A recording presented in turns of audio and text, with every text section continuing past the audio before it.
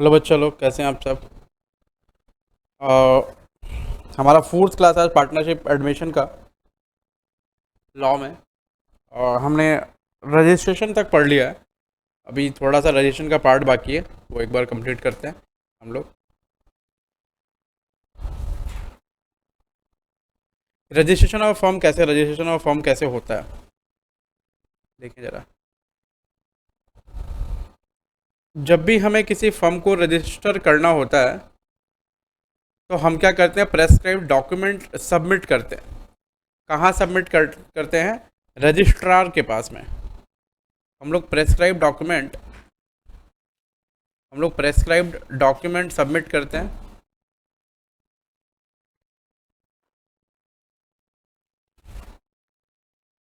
हम लोग prescribe document submit करते हैं रजिस्ट्रार के पास।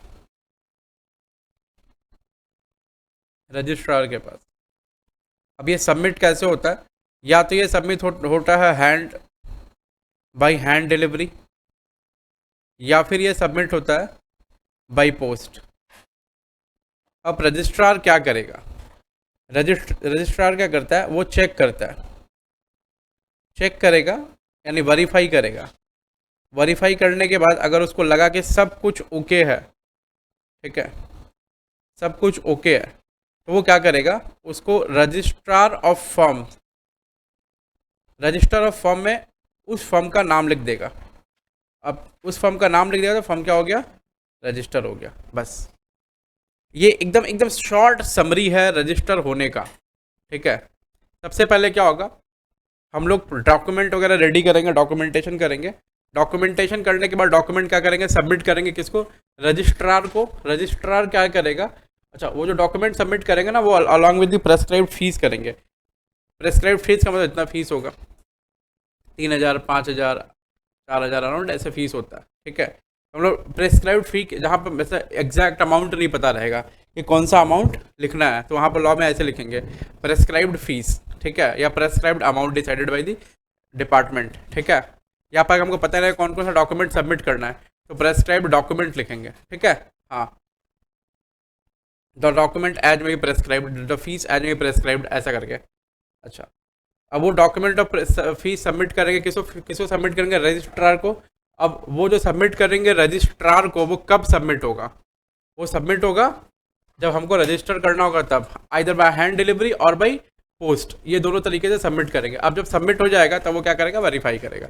वेरीफाई करने के बाद बोलेगा कि ये डॉक्यूमेंट गलत है, ये डॉक्यूमेंट सही है, आपको देगा। अब डॉक्यूमेंट सही गलत बोल देगा, आपको डॉक्यूमेंट लेकर के वो चेक करके बोल देगा कि ये डॉक्यूमेंट गलत है, ये डॉक्यूमेंट सही है, इसको ठीक करिए, वो जो भी है। अच्छा, ये सब वो बोलेगा। अगर मान लो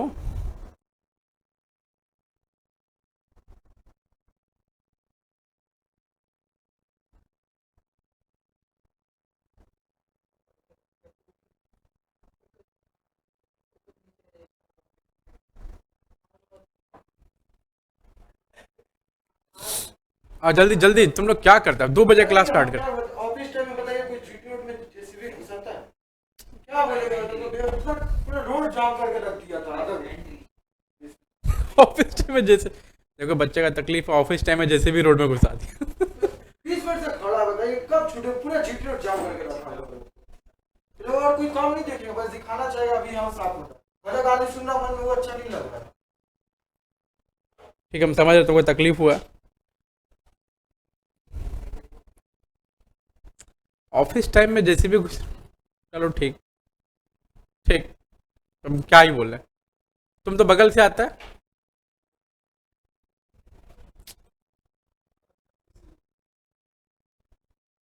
हम सबको भगा देंगे, देखना ना, तुम जानता नहीं हमको, ठीक है। सच्ची हम बता रहे, लिटरली वैसे ही भगा देंगे हम। तो घर से ही पढ़ते रहना, फिर हम तो यहाँ से आराम से बैठ के पढ़ाते रहेगा, लाइव ही चलता रहेगा। घर बैठे रहना, लाइव चलता रहेगा, पढ़ते रहना, क्या है। तुमको जब घर में ही रहना है तो घर से पढ़ते रहना। हम क्या कर सकते हैं उसमें? हम उसमें कुछ नहीं कर सकते। ओके के नीचे कुछ नहीं, ओके के नीचे सब ओके है, ठीक है। अच्छा, मैं रजिस्ट्रेशन में हम लोग को डिटेल में नहीं पढ़ना है।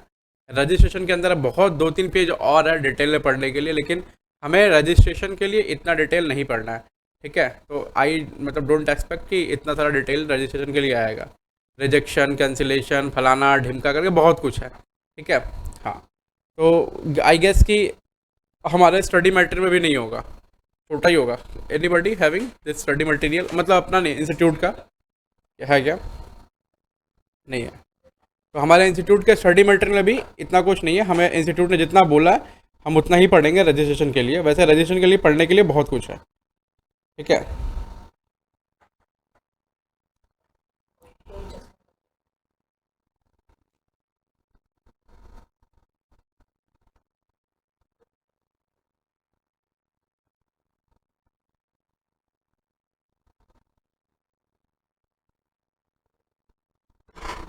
ठीक है, तो हमें इंस्टीट्यूट ने जितना बोला है हम सिर्फ उतना ही पढ़ेंगे रजिस्ट्रेशन के लिए।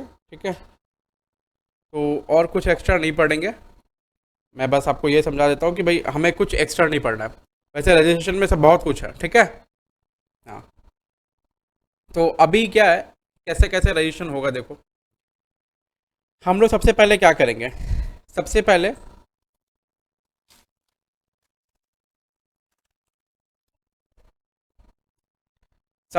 हम लोग क्या करेंगे, सबसे पहले हम एक स्टेटमेंट बनाएंगे कि हमें रजिस्टर करना है, एप्लीकेशन स्टेटमेंट। ठीक है। और एक प्रेस फॉर्म होता है पर्टिकुलरली, और फॉर्म का डिफरेंट डिफरेंट नाम होता है, तो हमको नाम नहीं याद रखना है। हम क्या करेंगे, prescribed form along with prescribed fees. Fees होती है 3,500 3,000 के आसपास लगता है। ऐसा LLP का 3-3,500 के आसपास लगता है। अब ऐसे कुछ भी लगता है, बहुत कुछ तो नहीं बोलेंगे ऑन कैमरा, ऐसा कुछ भी लगता है। ठीक है। Stating name of the firm, principal place of business, name of other places of business, date of joining of each partner, name in full, permanent address of partners, duration of the firm, ETC। ये details भर करके prescribed form में वहाँ जमा कर देंगे। And that is to be signed by all partners or their agent specially authorise for this purpose. अब तो पार्टनर साइन करेंगे, मतलब कोई पार्टनर फॉरेन वगैरह में है तो उसका एजेंट साइन कर देगा। वो एजेंट को स्पेशली ऑथोराइज करेगा कि भाई तुम साइन करो। ठीक है, मान लो पार्टनर यहाँ नहीं है या पार्टनर ऐसा बीमार है। ठीक है, बीमार है मतलब वो लुनेटिक इडियट नहीं, खाली बीमार है, वो साइन नहीं कर पा रहा है। ठीक है, तो उसने ऑथोराइज कर दिया कि मेरे बदले एक मतलब साउंड माइंड का है। अनसाउंड माइंड करेगा तो कॉन्ट्रैक्ट में एंटर करने के लायक ही नहीं बनेगा, फिर पार्टनर ही नहीं बनेगा वो। समझ रहा है? हाँ, तो एजेंट है specially authorise for this purpose है, साइंड बाय ऑल पार्टनर्स, तो वो साइन कर सकता है। उसके बाद ये वहाँ कहाँ जमा होगा, to the registrar the area in which any place of business और फर्म इज सिचुएटेड और प्रपोज टू बी सिचुएटेड। ऐसा नहीं बोला कि जहाँ पर रजिस्टर्ड ऑफिस होगा वहीं के रजिस्ट्रार के यहाँ जमा करना है। ठीक है, बोला है in which any place of business of a firm is situated. Branch office अगर वहाँ है तो वहाँ पे कर सकते हैं रजिस्टर्ड ऑफिस, लेकिन किसी पर्टिकुलर जगह पर ही होगा। ठीक है, कैसे देना है, बाई पोस्ट भेजना है। ठीक है, या फिर बाई हैंड डिलीवरी हो देना है। अब बाई पोस्ट और बाई हैंड डिलीवरी, इस पर केस स्टडी बन सकता, छोटा सा क्वेश्चन पूछ सकता है। अच्छा, तो बेसिकली एक छोटा सा एकदम बस केस ये सिनॉप्सिस है कि भाई कैसे होता है। उसके बाद the register is certified that all the provisions related to registration having been duly complied with he shall record an entry of the statement in a register called a register of firms and shall file the statement. Then he shall issue a certificate of registration. However, registration is deemed to be complete as soon as application in prescribed form with prescribed fees and necessary details concerning the particulars of partnership is delivered to the registrar. बोल रहा है कि registration कब complete होता है, जब registrar entry करता है रजिस्टर ऑफ फॉर्म्स में। तब पहले वो वेरीफाई करेगा, चेक करेगा, रजिस्टर ऑफ फॉर्म में एंट्री करेगा, तब रजिस्ट्रेशन कंप्लीट हो जाएगा। ठीक है, और उसके बाद वो सर्टिफिकेट ऑफ रजिस्ट्रेशन इशू कर देगा। लेकिन बोला रजिस्ट्रेशन को डीम टू बी कंप्लीट कब मानते हैं, जैसे एप्लीकेशन करते हैं इन प्रेस्क्राइब्ड फॉर्म, मान लेते हैं registration is deem to be completed, मतलब रजिस्ट्रेशन कंप्लीट माना जा सकता है। मतलब हम मान लें कि रजिस्टर हो गया है फॉर्म उसी वक्त।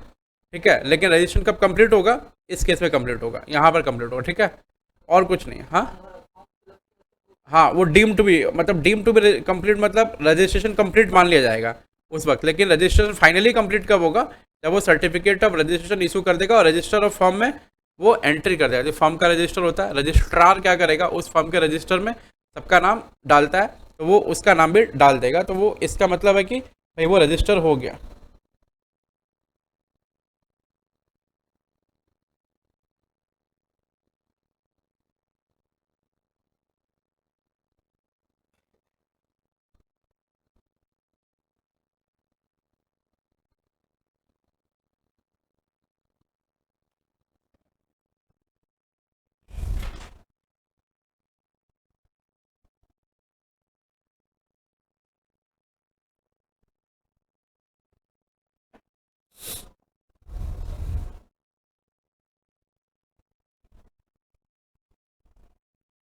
चलो अभी ये रजिस्ट्रेशन चैप्टर जो है फुल फ्लेजेडली कंप्लीट हो चुका है आपका, ठीक है। तो अभी इसके बाद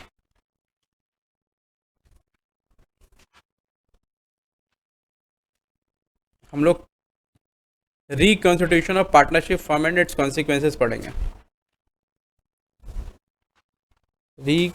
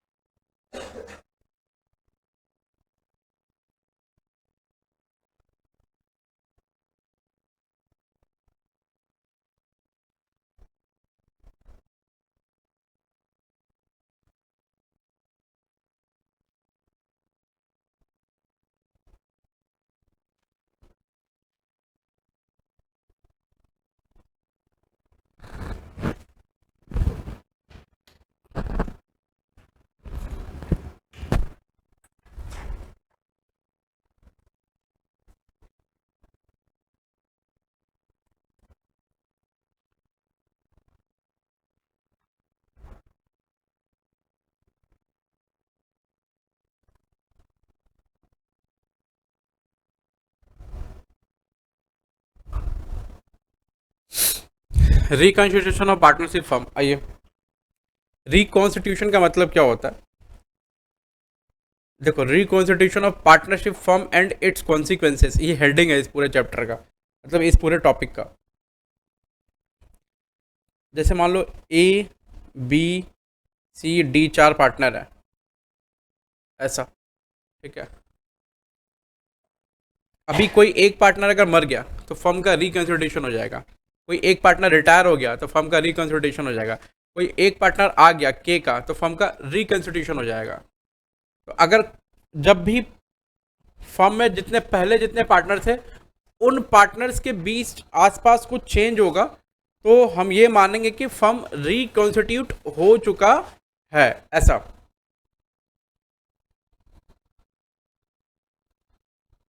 Any change in the relation of partners will result in reconstitution. Change in relation of partner will result in reconstitution. इसका क्या मतलब हो गया?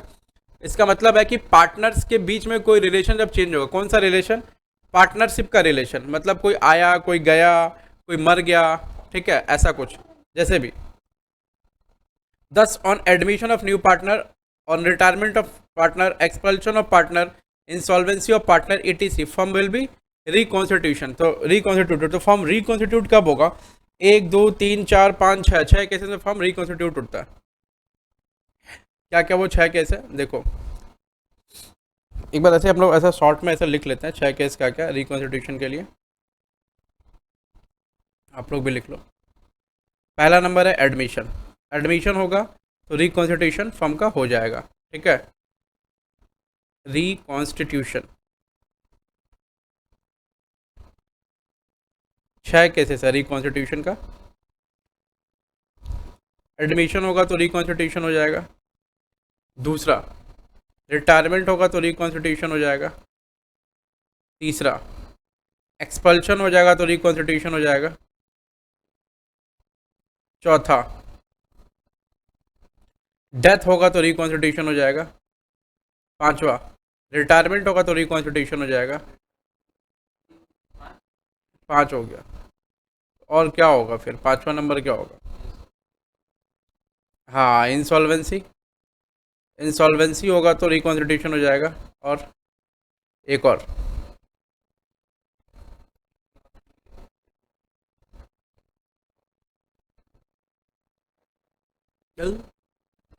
वो एडमिशन हो गया। एडमिशन में सब आ गया। क्या अपने मन से एक ठो लगा रहा? वैसे तुम टेस्ट नंबर 2 में बहुत बढ़िया लिखा है, क्लासी लिखा है। संजोग, सच्ची बताना आंसर कहाँ से लिखा है? तेरा लैंग्वेज नहीं है, इतना बढ़िया कैसे लिख सकता कभी कभी तुम? जैसे लैंग्वेज है, मतलब हम लोग ऐसा एग्जाम में लिखते हैं सिविल लॉ में, कभी कभी ऐसा लिखा है कि in this case सोलेली the partners, मतलब हम ऐसा लैंग्वेज एक्सपेक्ट ही नहीं करते एक सीए फाउंडेशन का स्टूडेंट से, लिटरली नहीं एक्सपेक्ट करते। हम इंटर के स्टूडेंट से एक्सपेक्ट नहीं करते। फाइनल में बच्चा और बहुत काम वाम किया होगा तो एक्सपेक्ट करते हैं। वो आंसर कहीं से लिखा हुआ है, ठीक है, हम उसमें लिखे हैं कि कहाँ से आंसर लिया, बताओ मेरे को। अरे थोड़ा सा इसको ठीक करो तो एक बार, थोड़ा सा ना इसको आगे करो, हल्का सा, बस बस ठीक ठीक ठीक ठीक, बस छोड़ो छोड़ो उसको। हाँ,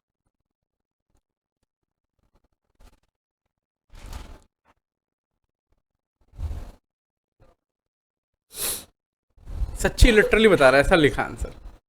हम सब चेक कर दिए, हम कल सब कुछ चेक कर दिए, जो बचा खुचा था सब हम सब कुछ बना दिए हैं। ठीक है, आज हम सब दिखाएंगे, 2-3 बजे का फ्री होंगे अपने, तो बैठ के अपने देखेंगे, समझ रहा?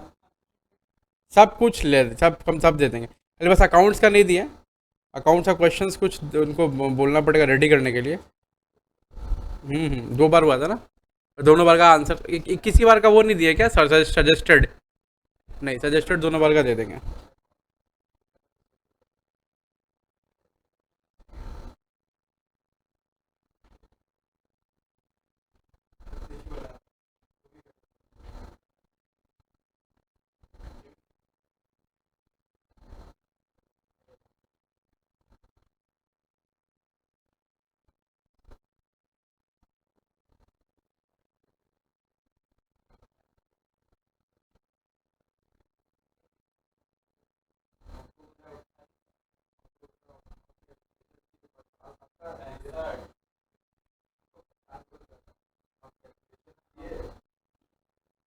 किसका किसका?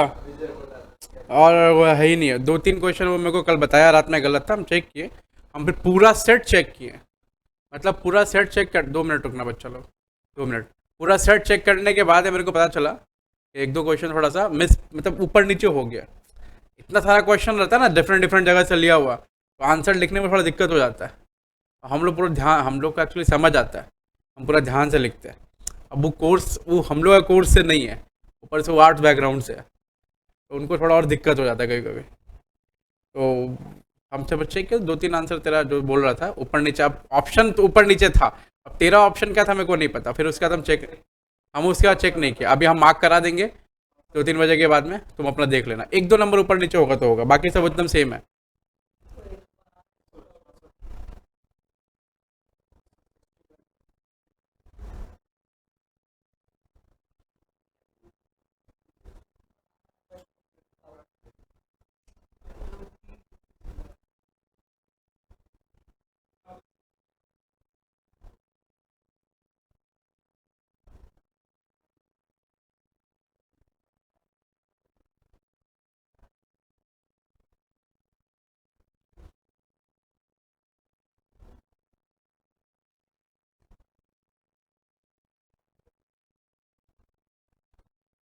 अभी सिचुएशन ठीक नहीं है तुम्हारा, तुम लोग ठीक करो उसको।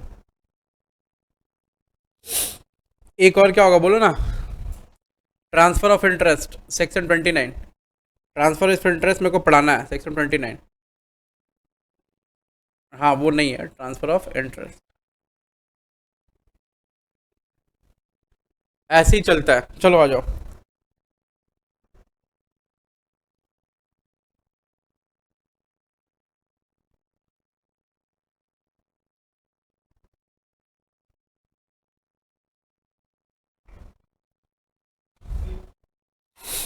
तो admission, retirement, expulsion, death, insolvency और ट्रांसफ़र ऑफ इंटरेस्ट, इन 3 के सारा क्लासेस ऊपर कैंसिल कर दिए।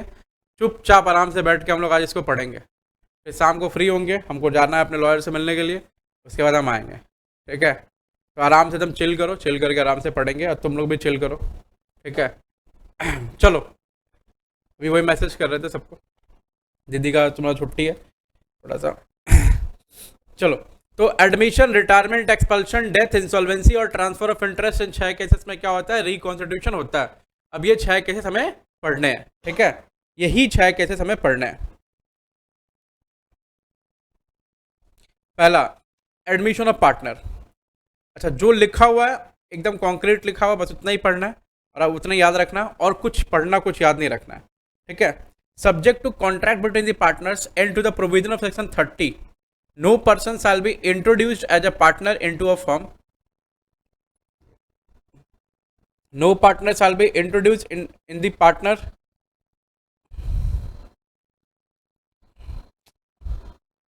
एक सेकंड रुको,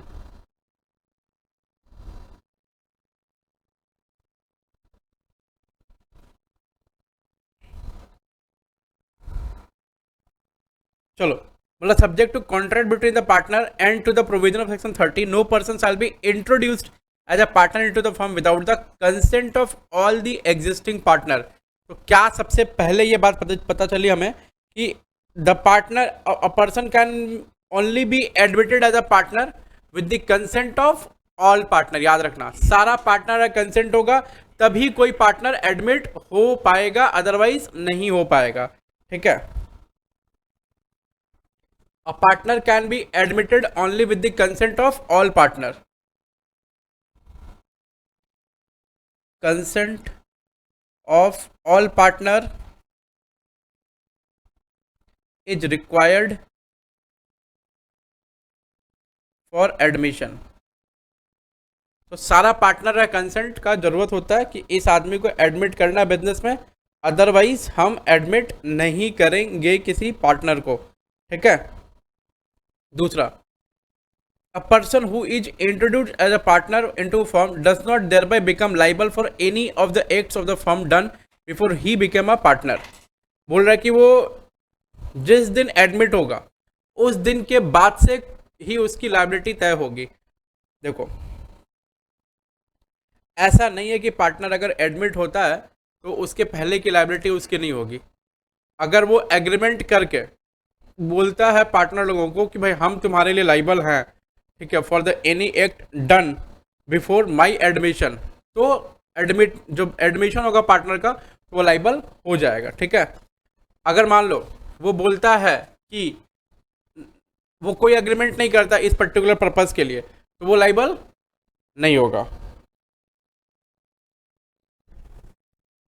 अगर वो एग्रीमेंट नहीं करता तो वो लाइबल नहीं होगा। मतलब सीधी सीधी बात है, जिस दिन से पार्टनर एडमिट होगा उस दिन के बाद से ही पार्टनर की लायबिलिटी फिक्स होगी। जिस दिन से पार्टनर एडमिट होगा उस दिन के बाद से ही पार्टनर की लायबिलिटी फिक्स होगी, और पार्टनर तभी लायबल होगा जब वो अग्रीमेंट में एडमिट करेगा कि हमको लायबिलिटी चाहिए, हम लायबल होंगे पीछे का जो एक्ट किया हुआ उसके लिए, तभी जाकर पार्टनर लायबल हो, अदरवाइज लायबल नहीं होगा। तो बोल रहा है कि पार्टनर तभी लायबल होगा for any acts of the firm done before he become a partner if he agrees, ठीक है, with the partner that he shall be liable for the acts done before his admission for the firm, ठीक है। तो ये बोल रहा है कि पार्टनर जब इंट्रोड्यूस होता है तो पार्टनर की कोई लायबिलिटी नहीं होती है बिफोर एडमिशन। जिस दिन से एडमिट होगा उस दिन के बाद से उसकी लायबिलिटी स्टार्ट होगी। लेकिन नीचे में कुछ बोल रहा है, देखो, the liability of new partner ordinarily commences from the date when he is admitted as a partner unless he agrees to be liable for obligations incurred by the firm prior to the date, ठीक है। बोल रहा है कि prior to the date of admission जो भी obligation या liabilities इनकर हुई है फर्म के द्वारा, उसके लिए वो लाइबल होने के लिए क्या करेगा? अग्री करेगा, मतलब अग्रीमेंट में लिखेगा। The new firm including the new partner who joins it may agree to assume liability for the existing डेप्ट of the old firm and creditors may agree to accept the new firm as their debtor and discharge the old partner। बोल रहा है कि जो new firm है including new partner who joins it may agree to assume liability for the existing debt of the old firm। बोल रहा new partner existing date of the old firm को assume कर सकता है, लाइबिलिटी को assume करेगा, ठीक है। एंड क्रेडिटर्स में agree to accept the new firm as their debtor and discharge the old partners. बोल रहा है कि क्रेडिटर जो रहेंगे, इसमें सिंपल सा बात है, मतलब जब कोई पार्टनर आएगा तो क्या होगा, फर्म का रिकॉन्स्टिट्यूशन होता है, फर्म का रिकॉन्स्टिट्यूशन आएगा तो डेटर और क्रेडिटर लोग क्या करेगा, वो नया फर्म को फिर से जो पार्टनर रहेंगे वो रहेंगे, जो जो पार्टनर उस वक्त रहेंगे उसी पार्टनर को वो लोग अप्रूव करके क्रेडिटर लोग आगे बढ़ाएगा फर्म को, बस एज इन वो अपना डेटर मानेगा उसको, और जो ओल्ड लाइबिलिटीज चल रही है वो ओल्ड लाइबिलिटीज भी इनको अपना डेटर मानेगी, और कुछ नहीं है। The creditors consent is necessary in every case to make the transaction operative. बोल रहा है कि कोई भी ट्रांजैक्शन करने से पहले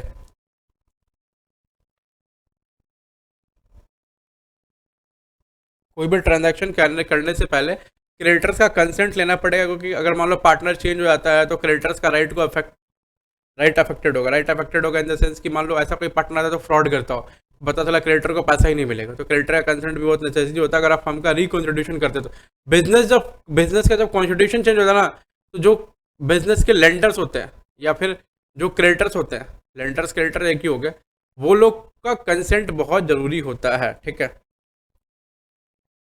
Novation is a technical term in a contract for substituted liability of course not confined only to case of partnership, but a mere agreement among the partner cannot operate as novation. Thus, an agreement between the partners and the incoming partner that he shall be liable for the existing debt will not ipso facto give creditors of the firm any right against him.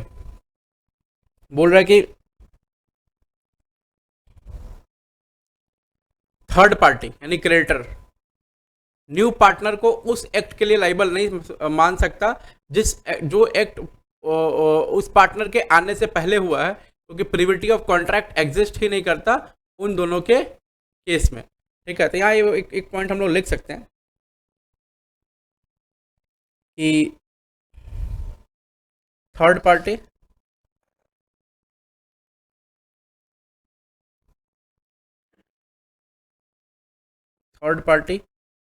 cannot hold liable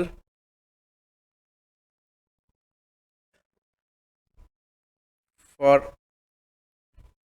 the existing act of firm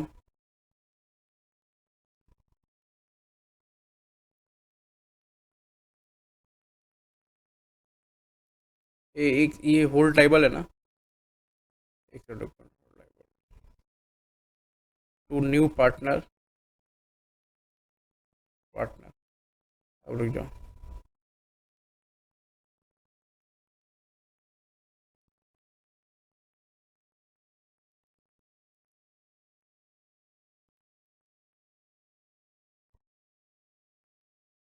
for the existing act of the firm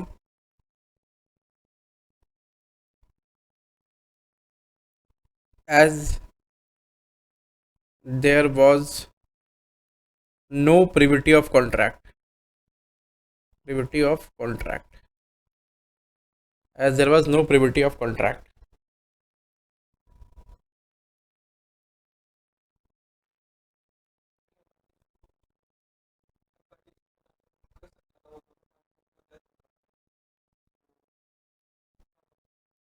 क्या बोलो बोलो बोलो फिर से। मान लीजिए जो creditor है उसको पैसा लेना था, जिससे पैसा लेना था उसका डेथ हो जाता, अब जो कंपनी है वो नया पार्टनर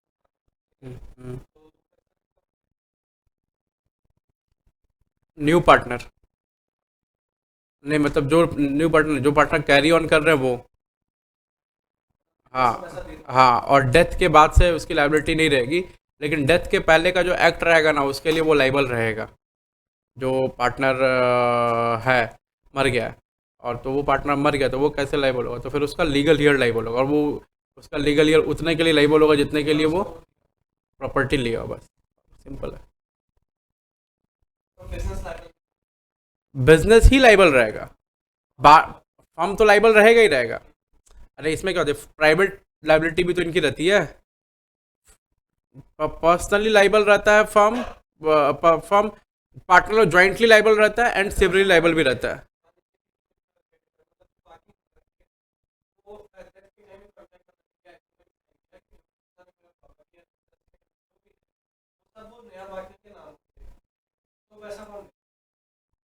तो पैसा कौन देगा?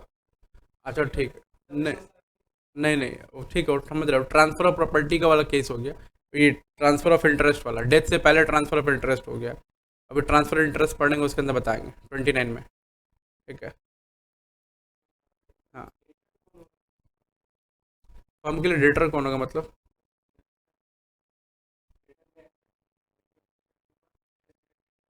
अरे क्रेडिटर नहीं नहीं, क्रेडिटर, वो जो क्रेडिटर है उसके लिए फर्म कौन है? डेटर ही तो है। वही बोल रहा हूँ कुछ, समझा नहीं?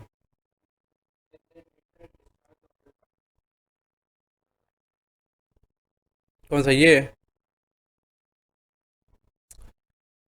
इसमें कहने का मतलब है कि जो न्यू फर्म है ना, उसको वो लोग एक्सेप्ट कर लिया है एज अ डेटर। अब जो न्यू फर्म में जितने भी पार्टनर होंगे, वो पार्टनर उनके डेटर्स होंगे, ऐसा। अब जो ओल्ड फर्म था, उसमें भी मान लो जो न्यू फर्म में जो पार्टनर लोग हैं ना, वही ओल्ड फर्म में भी थे। बात बस एक ही है, बस वही है कि रिकॉन्स्टिट्यूशन में से पेपर वर्क चेंज हो जाएगा, तो लीगली जो है ये लोग नया डेटर बन जाएगा। पहले भी यही लोग डेटर था, अभी भी यही लोग डेटर है, बस रिकॉन्स्टिट्यूशन हो गया तो क्या वो कोई नया पार्टनर आ गया तो फर्म चेंज हो गया। पहले 3 लोग, तब 4 लोग हो गए, ऐसा।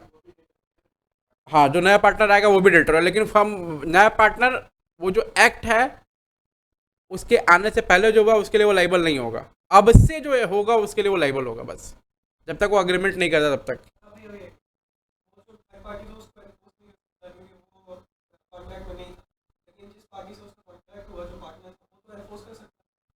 क्या चीज़ को?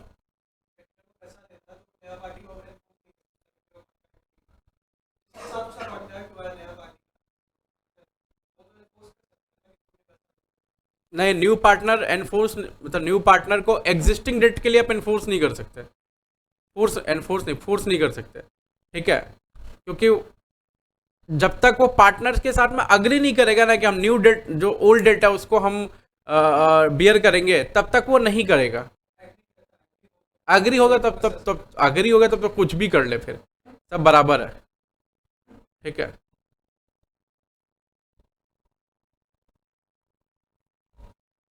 आ जाओ, अभी इंट्रोडक्शन ऑफ अ पार्टनर में क्या समझा?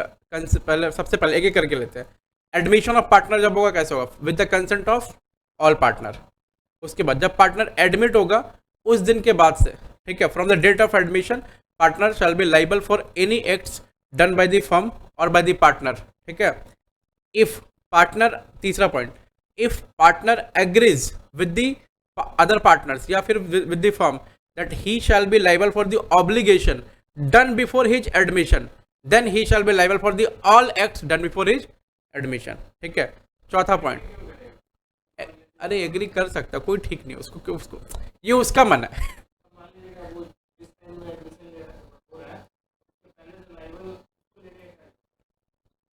अरे ये उसका, लॉ में जो बोला हम लोग समझ गए, ये उसका मन है। अब तुमको अपना सर कुलाड़ी पटकना पटको ना, हम क्या कर सकते हैं? समझ रहे ना? तुम तो नहीं चाहता है, लेकिन फिर भी तुम करना कर रहे हो, तो फिर कोई दिक्कत नहीं है।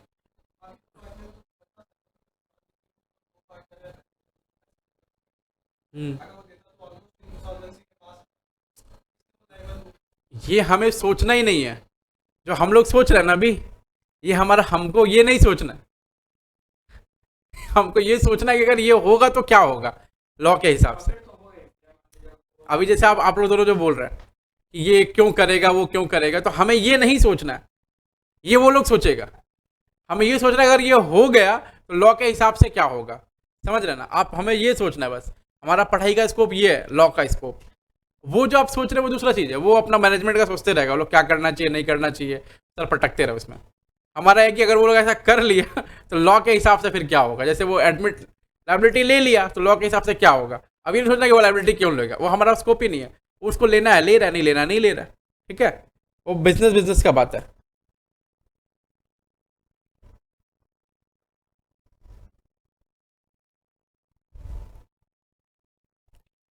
देखो, एक चीज़ हो रहा है, तो 3 पॉइंट वो रहा। अच्छा, देखो, एक्ट ऑफ, जो ओल्ड पार्टनर का कोई भी एक्ट है वो न्यू पार्टनर अप्रूव नहीं कर सकता, क्योंकि वो पार्टनर ही उस टाइम पर नहीं था। ठीक है। खैर, ये जो लाइन बोल रहा है, नोवेशन वाला टेक्निकल टर्म जो बोल रहा है, agreement between the partners and the incoming partner that he shall be liable for the existing debts will not ipso facto give the creditors of the firm any right against him।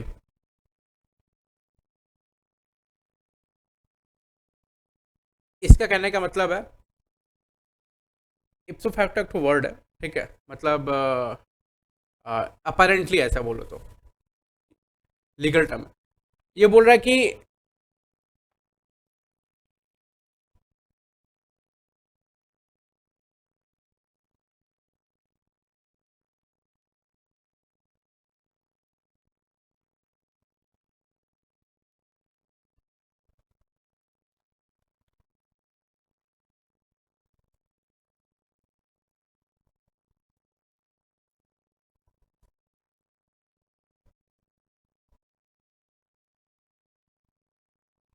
ये बोल रहा है कि सिर्फ हम existing date को share करेंगे, सिर्फ हम एग्जिस्टिंग डेट को शेयर करेंगे।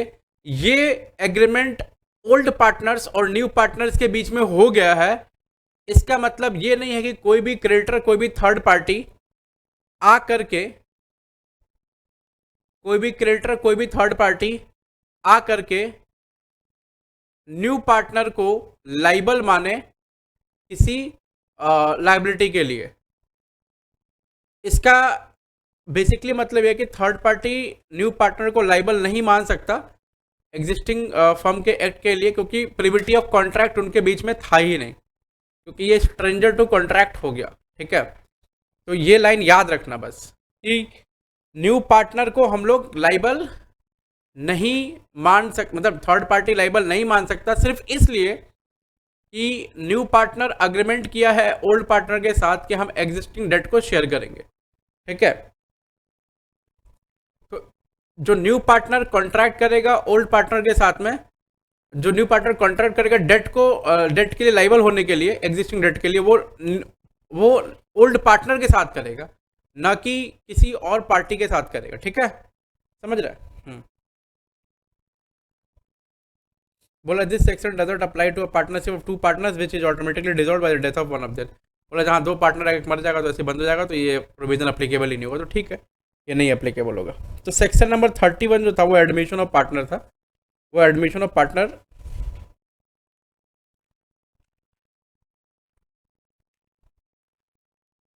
हमने पढ़ा। अभी आते हैं रिटायरमेंट में।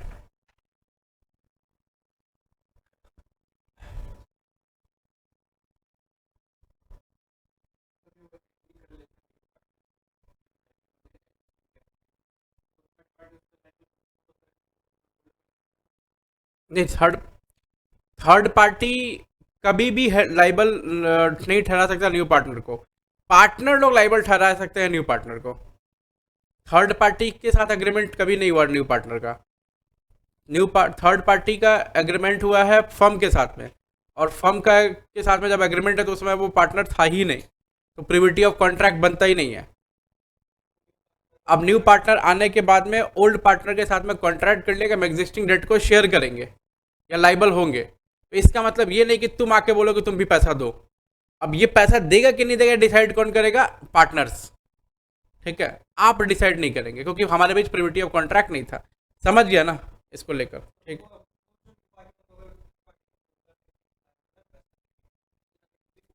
नहीं, एक और लाइन है कि new partner can not ratify the acts of old partners. ठीक है, उसके पास राइट नहीं है, क्योंकि वो पार्टनर था। मतलब ये तो वही बात हो गया ना कि तुम्हारा जो ओल्ड पार्टनर काम किया है उसको हम अप्रूव कर रहे हैं, ठीक है हम देंगे, जाओ। तो लॉ में लिखा हुआ है कि new partner can not ratify the act of old partner as he was not partner at that time. वो अप्रूव नहीं कर सकता क्योंकि वो उस समय पार्टनर था ही नहीं। ठीक है,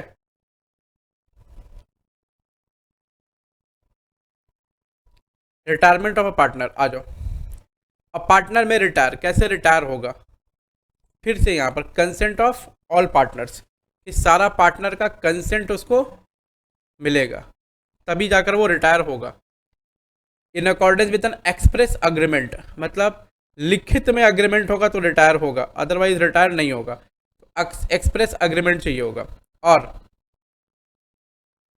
और where the partnership is at will, partnership is at will by giving notice in writing to all the partners, all the other partners of his intention to retire। अगर पार्टनरशिप एट विल रहेगा तो वो notice देगा other partners को कि हम retire होंगे। तो तीन केसेस है रिटायर होने का।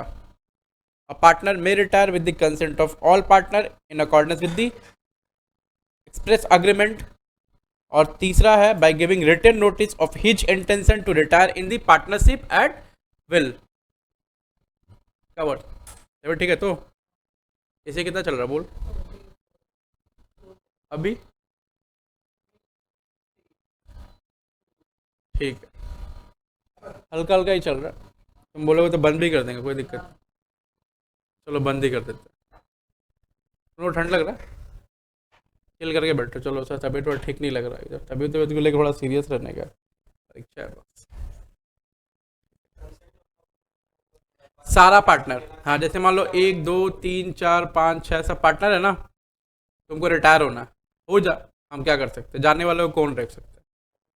जब कोई जा रहा होता है जब कोई जाना चाहता है ना, उससे पहले वो जा चुका होता है, तो उसको रोकने से कोई मतलब नहीं है। समझ रहा है? मत जा तुम फिर।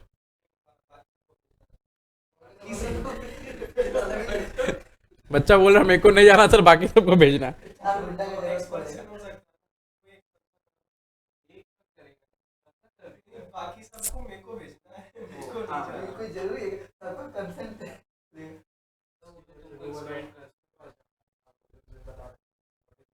हाँ बस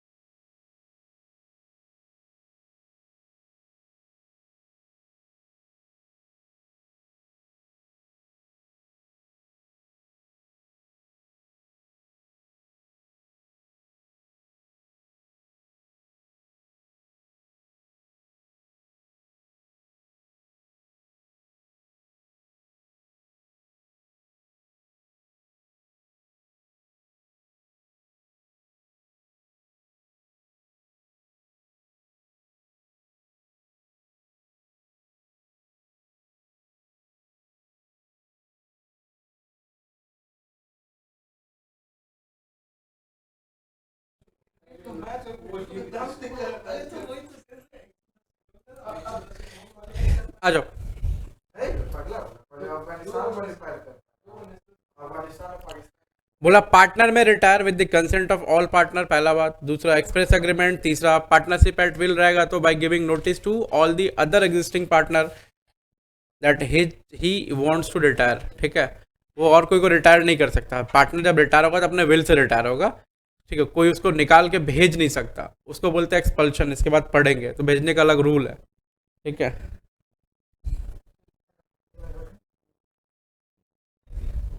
आ जाओ। चलो, पहला पॉइंट पढ़ लिया ना, वो सब सेक्शन है 32 का 1, 32 का 2, 32 का 3, ऐसे करके पढ़ा रहा। Retiring partner may be discharge from any liability to any third party. ठीक है, बोला retiring partner may be discharge from any liability to any third party for acts of the firm done before his retirement by an agreement made by him with such third party. बोल रहा है कि partner may be discharge from any liability to any third party for acts of the firm done before his retirement by an agreement made by him with third party. मतलब जब वो retire होगा उससे पहले जिस जो भी उसने कर्म कांड किए होंगे, उस कर्म कांड के लिए जब वो लाइबल होता है थर्ड पार्टी को, सबको पता है। तो बोल रहा है कि किसी भी थर्ड पार्टी से वो एक्सप्रेस अग्रीमेंट कर सकता है, एक्सप्रेस अग्रीमेंट। ठीक है, कि भाई हम लाइबल नहीं है तुम्हारे कोई भी एक्ट के लिए, ये लोग लाइबल है, और पार्टनर लोग के साथ और उसके साथ वो अग्रीमेंट कर सकता है। ठीक है, कि हमको परेशान मत करना इसके लिए। ठीक है, ऐसा। And the partners of the reconstituted firm and such agreement may be implied by a course of dealing। बोला and the partners of the reconstituted firm, मतलब थर्ड पार्टी के साथ अग्रीमेंट कर सकता है। And the partners of reconstituted firm and such agreement may be implied by a course of dealing between the third party and the reconstituted firm after he had knowledge of the retirement। बोल रहा कि ये जो agreement है ना, वो agreement impliedly भी हो सकता है by a course of dealing between third party and the reconstituted firm. मतलब पार्टनर के जाने के बाद जो फर्म बनेगा उसके अंदर जो डीलिंग हो रही है, उस डीलिंग के अनुसार, मतलब डीलिंग मतलब आना जाना, सेल परचेज, पैसा लेना देना, यही सब और क्या। ठीक है, उस उस डीलिंग के अनुसार भी थर्ड पार्टी के साथ, थर्ड पार्टी को ये समझ आ जाए कि नहीं ठीक है, उसके साथ में अब कुछ नहीं है, उसका ऑब्लिगेशन नहीं है। After he had knowledge of retirement, मतलब थर्ड पार्टी को नॉलेज ऑफ रिटायरमेंट होना चाहिए उसके। तो इस पॉइंट का मतलब क्या, इस पॉइंट का मतलब है, लिख लो पॉइंट का मतलब क्या रहेगा, थोड़ा क्या रहेगा ना, आसानी रहता है।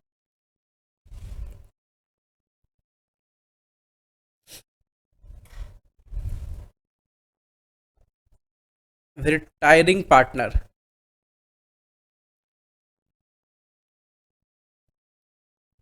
पार्टनर या पार्टनर जो भी है,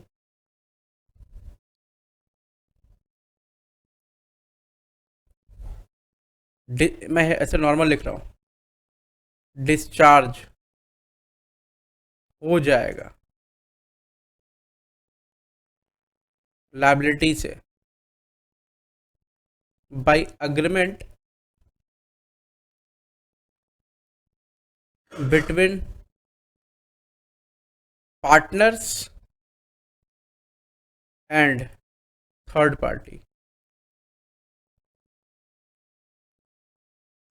पहला।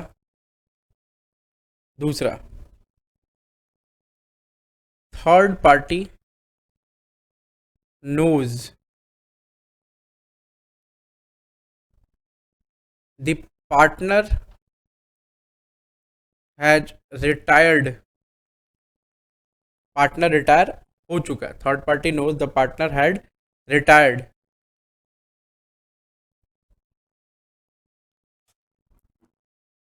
then it is implied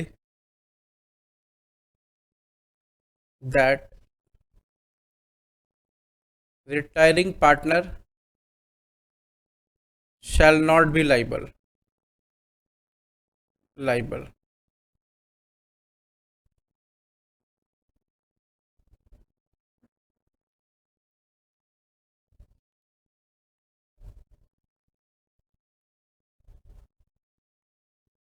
तो ये जो 2 नंबर पॉइंट बोला ना, उसका मतलब ये है।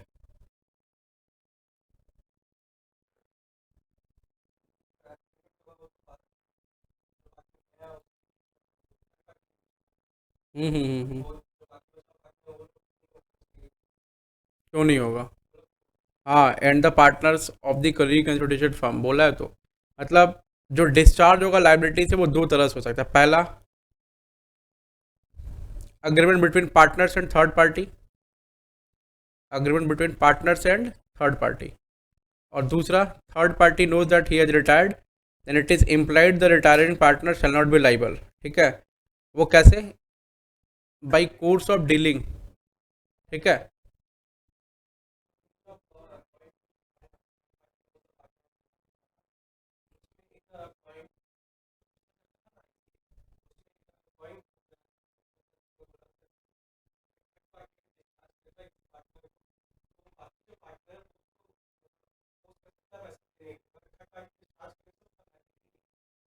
हाँ हाँ हाँ हाँ, समझ रहे हैं। थर्ड पार्टी डिस्चार्ज कर देता तो उसका लाइबिलिटी थोड़ी कम होगा, तो लेकिन ये एग्रीमेंट कर रहा तो आपस में कि हम उसके लिए लाइबल नहीं होंगे, ये एग्रीमेंट कर रहा, तभी तो ऐसा हो रहा है। वैसे तो जॉइंट प्रोमिसर तो है ही है ये लोग इंडियन कॉन्ट्रैक्ट के हिसाब से। अब थर्ड पार्टी भले डिस्चार्ज कर दे तो भी ये लोग आपस में एक दूसरे को फोर्स कर सकता है पेमेंट के लिए। लेकिन ये क्या कर रहा है? ये ये अग्रीमेंट कर रहा है किसके साथ में? ये अग्रीमेंट कर रहा है थर्ड पार्टी और पार्टनर दोनों के साथ में। तुम भी हमको छोड़ दो पिंड मेरा, और तुम भी मेरा पिंड छोड़ दो। ठीक है जाओ। तब तो जॉइंट प्रॉमिसर वाला केस आएगा ही नहीं ना इसमें। वैसे जॉइंट प्रॉमिसर हमेशा रहेगा जहाँ 2-3 आदमी प्रॉमिस करेंगे एक साथ देने का, समझ रहा है?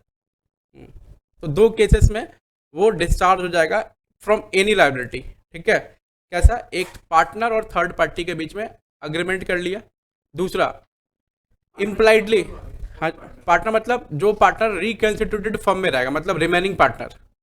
ठीक है, पार्टनर मतलब रिमेनिंग।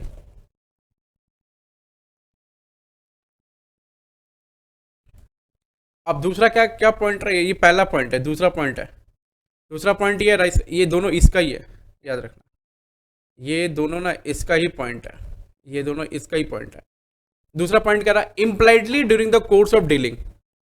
अब डीलिंग चल रही है रिकंस्टिट्यूटेड फर्म के पार्टनर के साथ, मतलब रिमेनिंग पार्टनर के साथ, तो न्यू पार्ट जो जो थर्ड पार्टी है उसको ऐसे ही पता चल जाएगा कि भाई अब इसका कोई लेना देना नहीं है।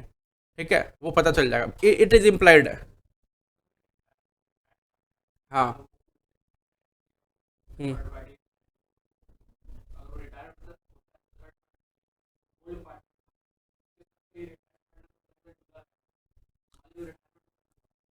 द न्यू द रिटायरिंग, पहले आते हैं, एक सेकंड आते हैं, रुको, एक एक एक करके कर लेते हैं। ठीक है, पहले ये हो गया ना, एक बार उसको कर लेते हैं, फिर सारा चीज़ हम एकदम क्रिस्टल क्लियर कराएंगे। रुको, एक बार आने दो।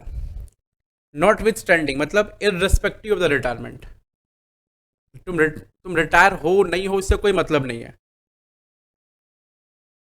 He and the partners continue to be liable as partner to third parties for any act done by any of them which would have been an act of the firm if done before the retirement until public notice is given of the retirement।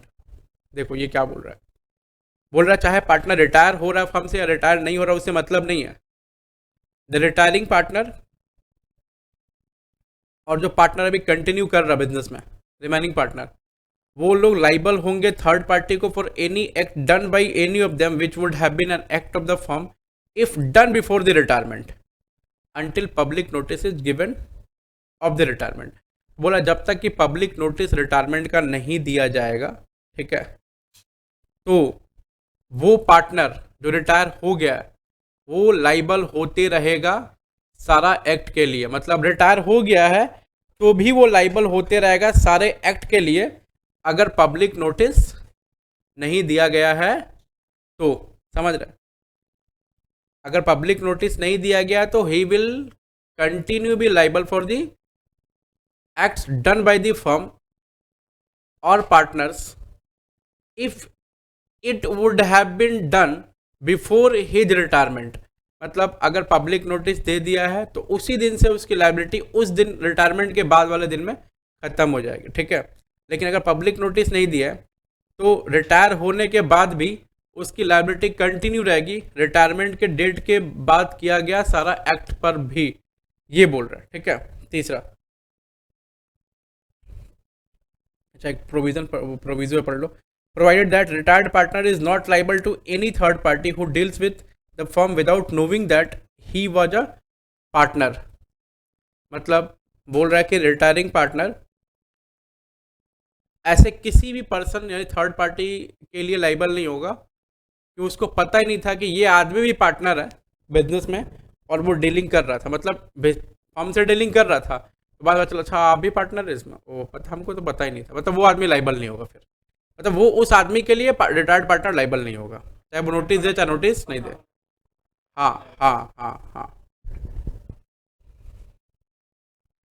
Notices under subsection 3 may be given by retired partner or by any partner of the reconstituted firm। तो ये बस दो ही point है।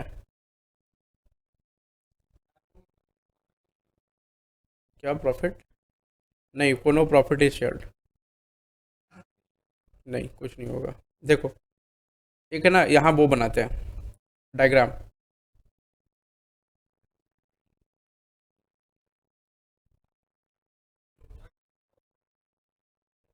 हम्म, नहीं होगा भाई, और बात कहीं पर नहीं होगा, हम बात करते आओ ना।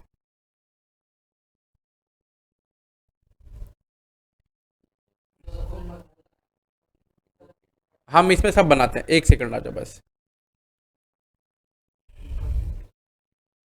मान लो ये 1/4/19 है और इस डेट में पार्टनर रिटायर होता है, ये डेट ऑफ रिटायरमेंट है।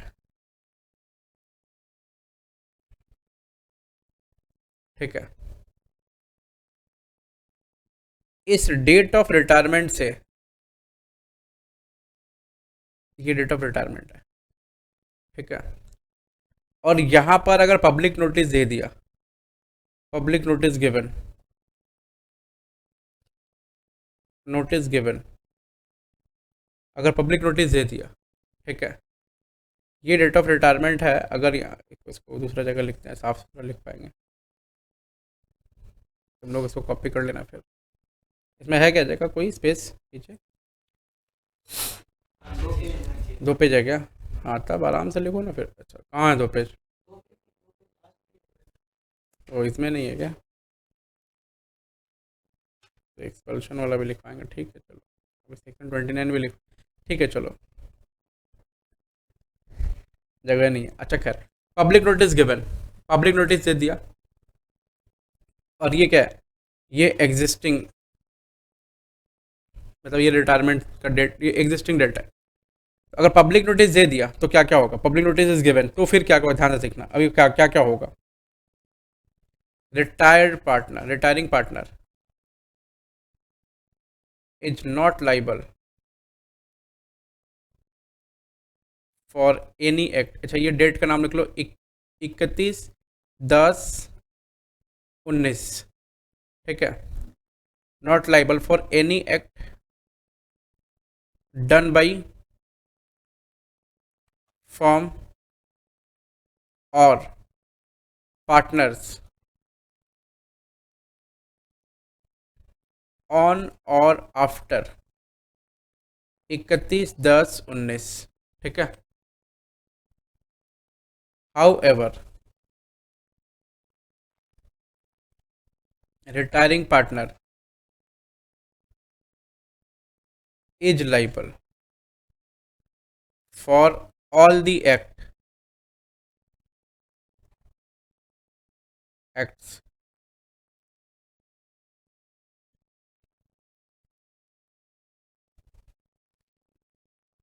for all the acts done before 31/10/19।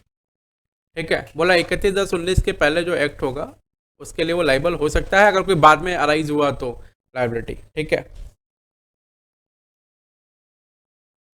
Further और क्या है, रिटायरिंग पार्टनर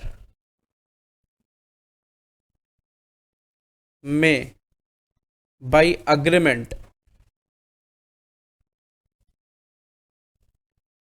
में, ऐसा डैश दे दो,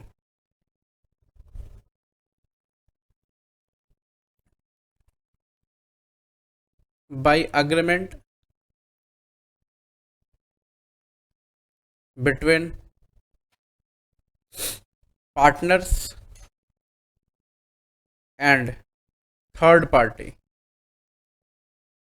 पार्टनर और थर्ड पार्टी के बीच में अग्रीमेंट कर लिया,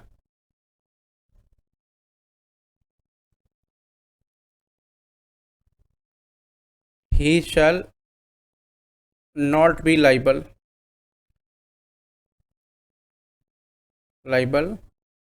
for existing debt,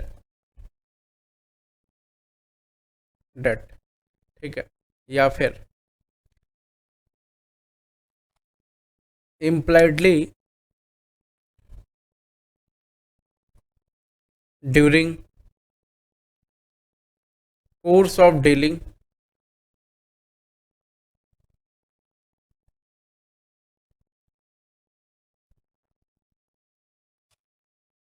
between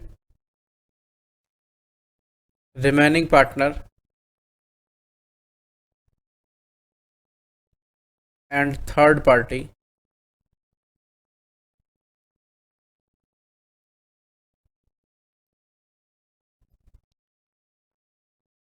retiring partner is absolved, मतलब not liable for existing debt।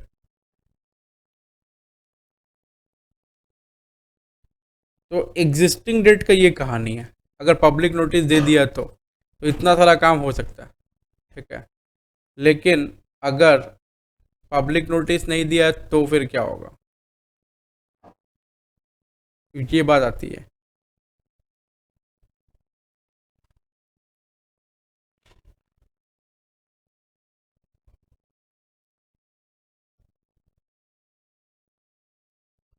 अगर पब्लिक नोटिस नहीं दिया तो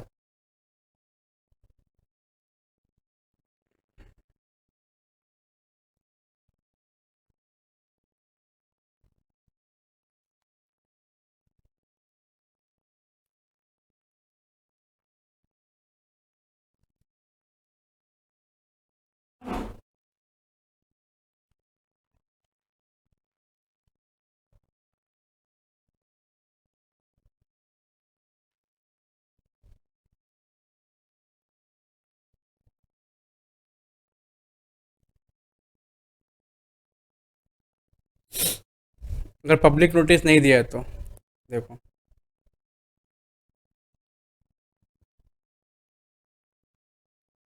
if no public notice is given,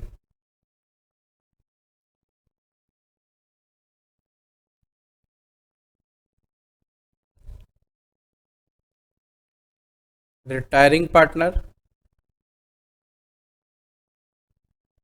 shall be liable for any act done by the firm after his retirement.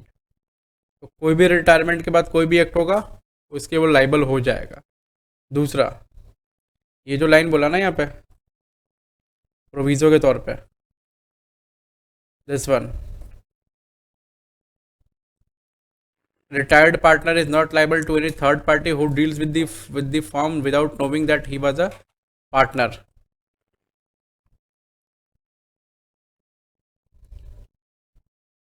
However, he will not be liable, he shall not be liable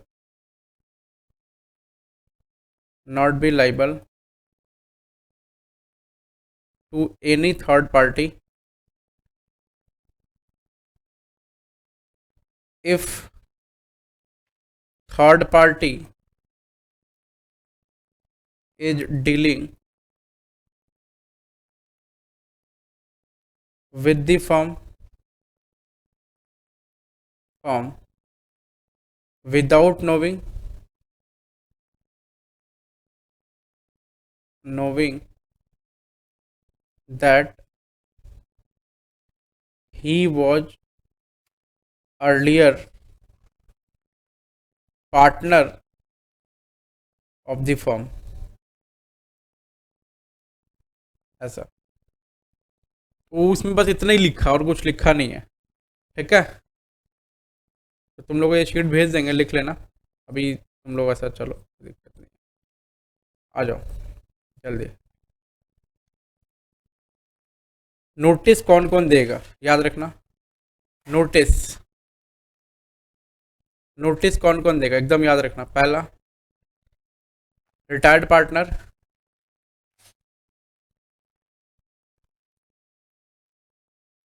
दूसरा any partner, partner of newly constituted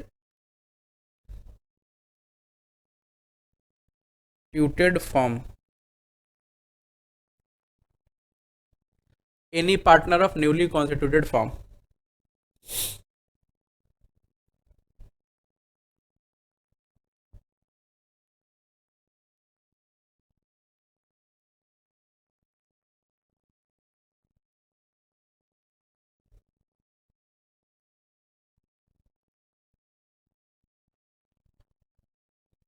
any partner of newly constituted firm.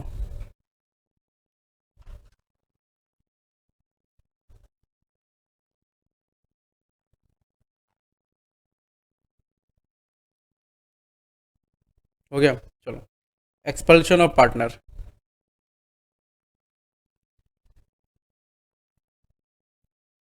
ये important है, ये वो अभी तो वो भी important है, ये भी इम्पोर्टेंट है। ये सेक्शन कौन सा था? 33 है। एक्सपल्शन ऑफ पार्टनर पहले बार पढ़ते हैं, फिर उसके बाद में थोड़ा सा इसमें थोड़ा सा लिखना है, ठीक है। तो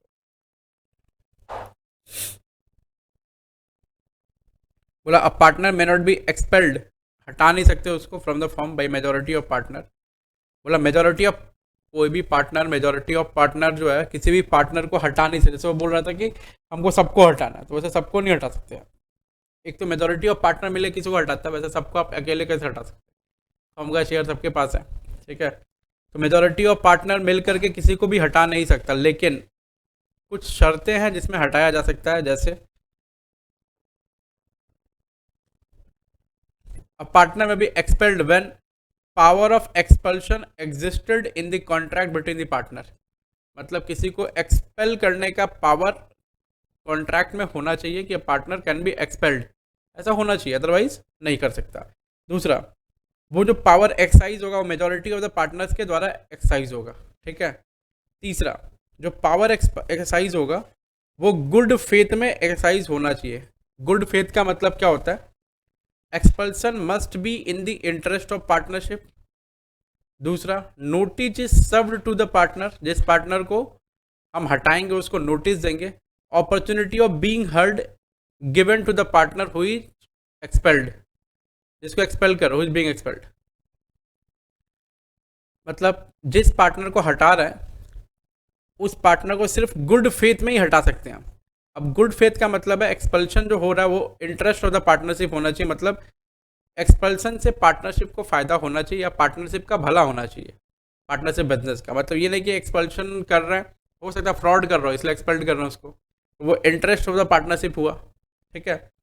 जिस पार्टनर को एक्सपेल करेंगे उसको नोटिस देंगे कि भाई तुमको हटाया जा रहा है, तुमको सुनवाई का मौका मिलेगा, चाहो आओ तुम अपनी बात रखो, उसको सुनेंगे। उसकी बात वो बोलेगा ना हमको क्यों हटा रहा है, कम से कम मेरा सुनिए भी तो सही, ठीक है। तो उसको सुनवाई का मौका मिला, इसको बोलते हैं reasonable opportunity of being heard, उसको देंगे हम, ठीक है। अगर इन सब को फॉलो करके किसी को एक्सपेल नहीं किया गया, मतलब एक्सपेल करने के टाइम इन सब चीज़ों को फॉलो नहीं किया गया, तो एक्सपल्शन क्या होगा? नल एंड वॉइड होगा। मतलब उस एक्सपल्शन का कोई मतलब नहीं है। नीचे में एक पॉइंट बोल रहा है कि it may be noted that under the act the expulsion of partner does not necessarily result in dissolution of the firm. This invalid expulsion of a partner does not put an end to the partnership even if the partnership is at will and it will be deemed to continue as before. तो बोल रहा है कि expulsion होने से partnership का dissolution नहीं हो सकता, हाँ वो नया पार्टनर आ जाएंगे या फिर वही लोग रहेंगे, वो पार्टनर कंटिन्यू करेंगे ऐसा करके। तो एक्सपल्सन कब होगा या एक्सपल्सन का मतलब क्या हो गया? पहला एक्सपल्सन कब होगा? A partner can not be expelled या मे नॉट बी एक्सपेल्ड, ठीक है, except in the following cases. Following cases क्या है? पहला केस है a partner will be expelled if the right of authority of expulsion is given in the contract. Contract में authority of expulsion होगा तो ही। दूसरा है क्या? दूसरा पॉइंट है हाँ, क्योंकि मेजोरिटी पार्टनर ही एक्सपेल कर सकते हैं, तो partner can be expelled only by majority of the partners. तीसरा पॉइंट एंड लगा हुआ, दोनों के बीच में एंड लगा हुआ था, तीनों कंडीशन फुलफिल होना चाहिए, यहाँ लिख दो।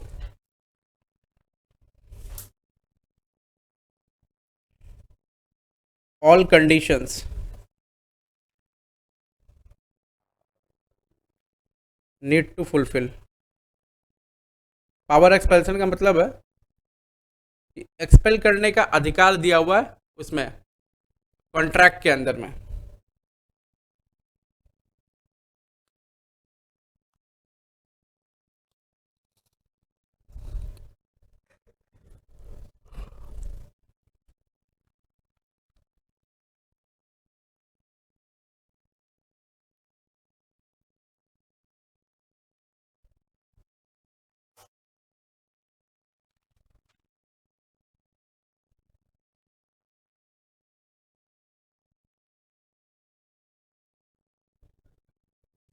क्या हो गया?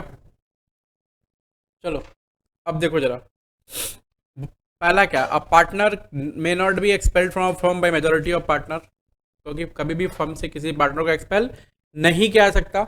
अगर पार्टनर को एक्सपेल करेंगे फर्म से तो क्या क्या तीन कंडीशन हमको सेटिस्फाई करना पड़ेगा। पहला, the power of expulsion must be authorized in the contract, ठीक है, तो power of expulsion must be given in the contract, मतलब आप एक्सपेल करें उसका ऑथोराइजेशन होना चाहिए, मतलब वो लिखा हुआ कॉन्ट्रैक्ट में कि हाँ आप एक्सपेल कर सकते हैं, ठीक है। दूसरा condition, the expulsion can only be granted by the majority of the, मतलब only expulsion can only be done by the majority of the partner, मतलब मेजोरिटी पार्टनर के द्वारा ही एक्सपल्सन हमेशा होगा।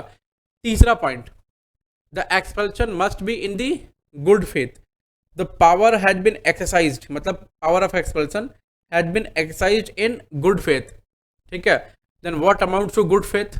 गुड फेथ का मतलब होता है पहला, the expulsion must be done in the interest of partnership business या पार्टनरशिप फर्म।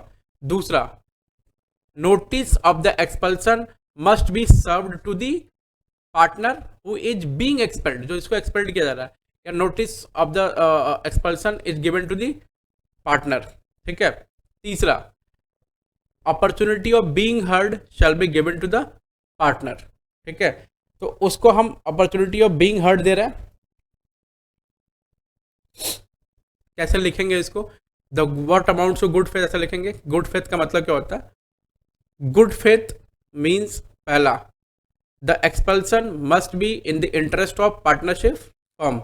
दूसरा, सच पार्टनर, मतलब जो पार्टनर एक्सपेल हो रहा उसको बीइंग एक्सपेल्ड ऐसा लिखने की जरूरत नहीं है, सच वर्ड लिख करके लगाना स्टार्ट कर देंगे।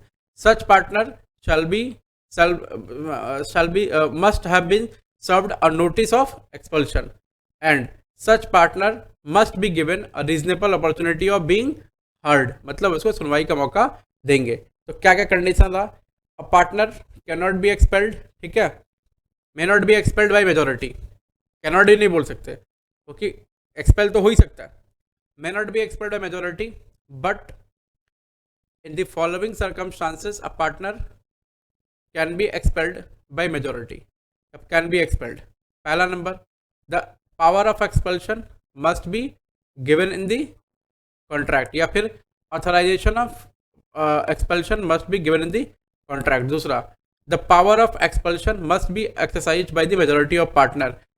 तीसरा, and the power of expulsion must be exercised in good faith। What amounts to good faith? Good faith means the partner, the expulsion shall be done in the interest of partnership firm। दूसरा, such partner must be served a written notice of expulsion, ठीक है। तीसरा, such partner shall be given a reasonable opportunity of being heard. बस हो गया, expulsion of partner खत्म है। ठीक है, याद हो गया पूरा? मेरे को लगता है याद हो गया होगा, है ना?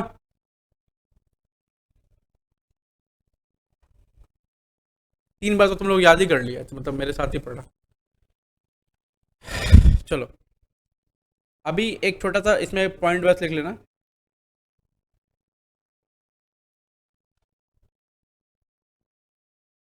ये जो लाइन है इंपॉर्टेंट है।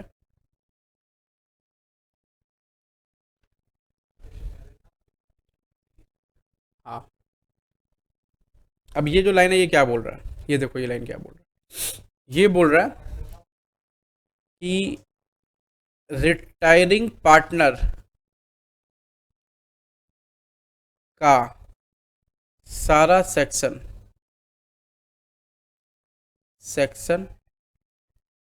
Accept sub section 1। ये जो सब सेक्शन 1 है ना, 32, इधर देखो, इधर देखो, ये देखो 32 का एक नंबर, इसको छोड़ के 2, 3 और 4 तीनों का तीनों क्या होगा, इक्वली अप्लाई होगा ऑन एक्सपल्सन। मतलब रिटायरिंग पार्टनर का सारा सबसेक्शन एक्सेप्ट सबसेक्शन 1 अप्लाई होगा। लिखो यहाँ पे, अप्लाई होगा ऑन, मतलब ऑन नहीं, क्या बोलेंगे इसको,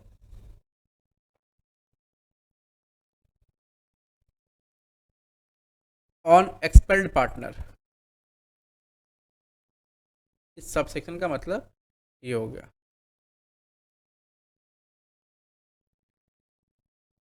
मतलब उसका लाइबिलिटी, राइट्स, सब कुछ इक्वली अप्लाई होगा, जैसे रिटायरिंग पार्टनर का इक्वली अप्लाई होता, जैसे रिटायरिंग पार्टनर पे अप्लाई होता है। ठीक है, एक उसका एग्जाम्पल दे रखे हैं, एक एग्जाम्पल अपने देख लेते हैं।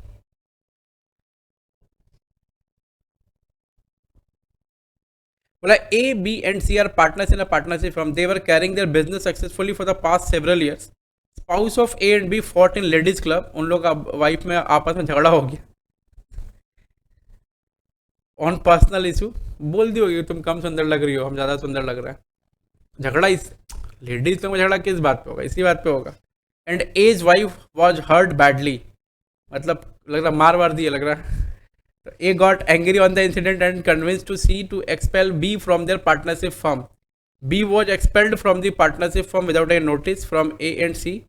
Considering the provision of Indian Partnership Act state whether they can expel a partner from the firm or not. तो तुमको ऑलरेडी पता है, नहीं कर सकता, क्योंकि ना तो ये interest of the partner good faith में है ही नहीं है। अब गुड फेथ आपको एक्सप्लेन करना पड़ेगा। तुमने सब मिस रिप्रेजेंटेशन का आंसर लिखा है, तो पहले बताओ मिस रिप्रेजेंटेशन है क्या। हम लोग उसका कॉन्सिक्वेंस पे क्वेश्चन पूछे थे, ठीक है। तुम गोल गोल हमको घुमा रहा है, गोल गोल घुमाने से नहीं होगा लॉ में, समझ रहा है। गोल गोल घुमाएगा तो गोल गोल घुमाना चालू कर देगा वो। तुम लेकिन हमको बताना आंसर कहाँ से लिखा है, ठीक है। चलो, तो 30 नंबर क्या पढ़ा, माइनर।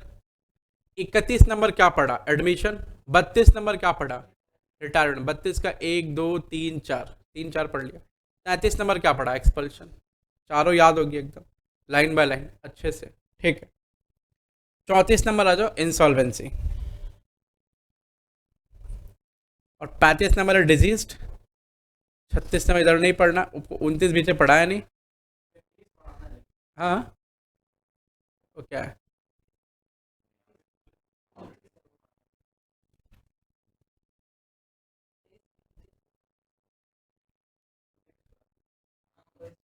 उनतीस वो पढ़ाना है। हाँ, उसको उसको लिखवाना पड़ेगा, उसको ब्रेक के बाद लिखवाएंगे। चलो, इंसॉल्वेंसी ऑफ पार्टनर। बोला कि अगर पार्टनर इंसॉल्वेंट हो जाएगा तो फिर उस केस में क्या होगा।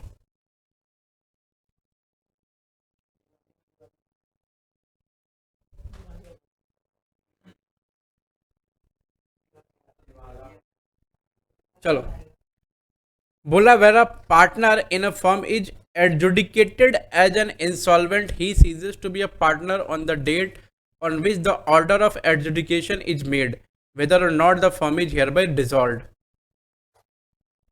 बोल रहा है कि अगर कोई पार्टनर उसको इंसॉल्वेंसी के लिए वो एडजुडिकेट हुआ, इंसॉल्वेंसी के लिए वो उसको प्रोसीड करना है, मतलब उसके ऊपर इंसॉल्वेंसी की प्रोसीडिंग चल रही है, ठीक है। तो जिस दिन ऑर्डर ऑफ एडजुडिकेशन जो है मिलेगा, ठीक है, कि एडजुडिकेटिंग अथॉरिटी मतलब जो इंसॉल्वेंसी को देखती है अथॉरिटी, इंसॉल्वेंसी वाली अथॉरिटी जब अपना ऑर्डर दे देगी, उस दिन से वो पार्टनर नहीं रहेगा फर्म में, ठीक है।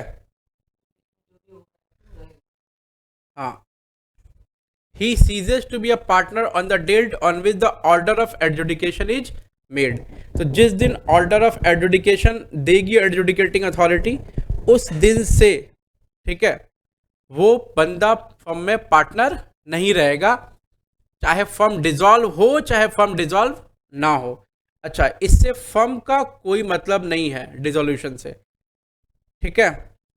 कोई और पार्टनर जो है वो इंसॉल्वेंसी के लिए एडजुडिकेट हो रहा है, उस पर इंसॉल्वेंसी का केस चल रहा है, ऑर्डर ऑफ इंसॉल्वेंसी मिल गया उसको कि ये इंसॉल्वेंट है, अच्छा, एडजुडिकेटिंग अथॉरिटी इंसॉल्वेंसी का ऑर्डर दे दिया, ठीक है।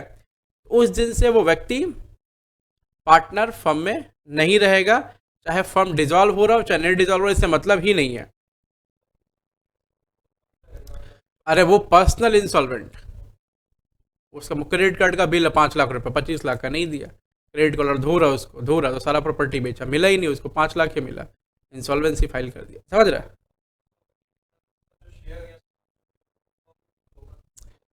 अब वो कहाँ तक बेच सकता है वो डिपेंड करता है, ठीक है। तो उस मतलब इंसॉल्वेंसी के लिए फाइल कर दिया, तो इंसॉल्वेंसी के लिए फाइल कर दिया, order of adjudicating authority order दे दे के इंसॉल्वेंसी के लिए फाइल हो चुका है, तब उस दिन से वो होगा। अब उसके बाद इंसॉल्वेंसी चलता रहेगा, कहाँ कहाँ आपका एसेट निकालिए ये वो करके, जैसे भी है ऐसा करके।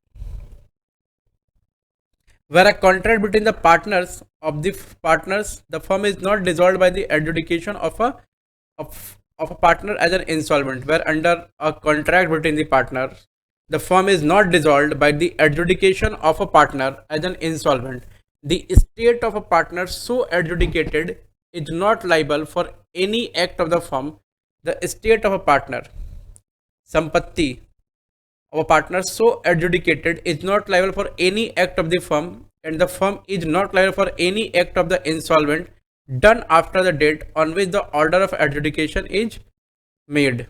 बोल रहा है कि where under a contract between the partners of the firm, the firm is not dissolved by the adjudication of a partner as an insolvent। तो हम तो पहले आपको बोले कि फर्म डिसॉल्व नहीं होगा, फर्म का उससे कोई मतलब नहीं है, ठीक है। द स्टेट मतलब संपत्ति, ठीक है, the state of a partner so adjudicated is not liable for any of the act of the firm, and the firm is not liable for any of the act of the insolvent done after the date on which the order of adjudication is made. जिस दिन order of adjudication दे दिया, उस दिन के बाद से ना ही firm कोई चीज़ के लिए लायबल होगा, ना ही वो उसके कोई चीज़ के लिए लायबल होगा, ठीक है। तो साफ सुथरे शब्दों में बोल दिया कि जिस दिन से ऑर्डर ऑफ एडजुडिकेशन दिया जाएगा, उस दिन से वो पार्टनर नहीं रहेगा, और जिस दिन से ऑर्डर ऑफ एडजुडिकेशन दिया जाएगा, उस दिन से ना ही फर्म उसके कोई एक्ट के लिए लायबल होगा, ना ही वो किस फर्म के किसी एक्ट के लिए लायबल होगा, ठीक है। मतलब प्रोसीडिंग्स चलना, ठीक है। इफेक्ट ऑफ इंसॉल्वेंसी, इंसॉल्वेंसी होने के बाद क्या होगा, एकदम सिंपल, ये एकदम सिंपल है। The state of the insolvent partner is not liable for the acts of the firm done after the date of the order of adjudication, ठीक है, मतलब उसकी संपत्ति लायबल नहीं होगी। His asset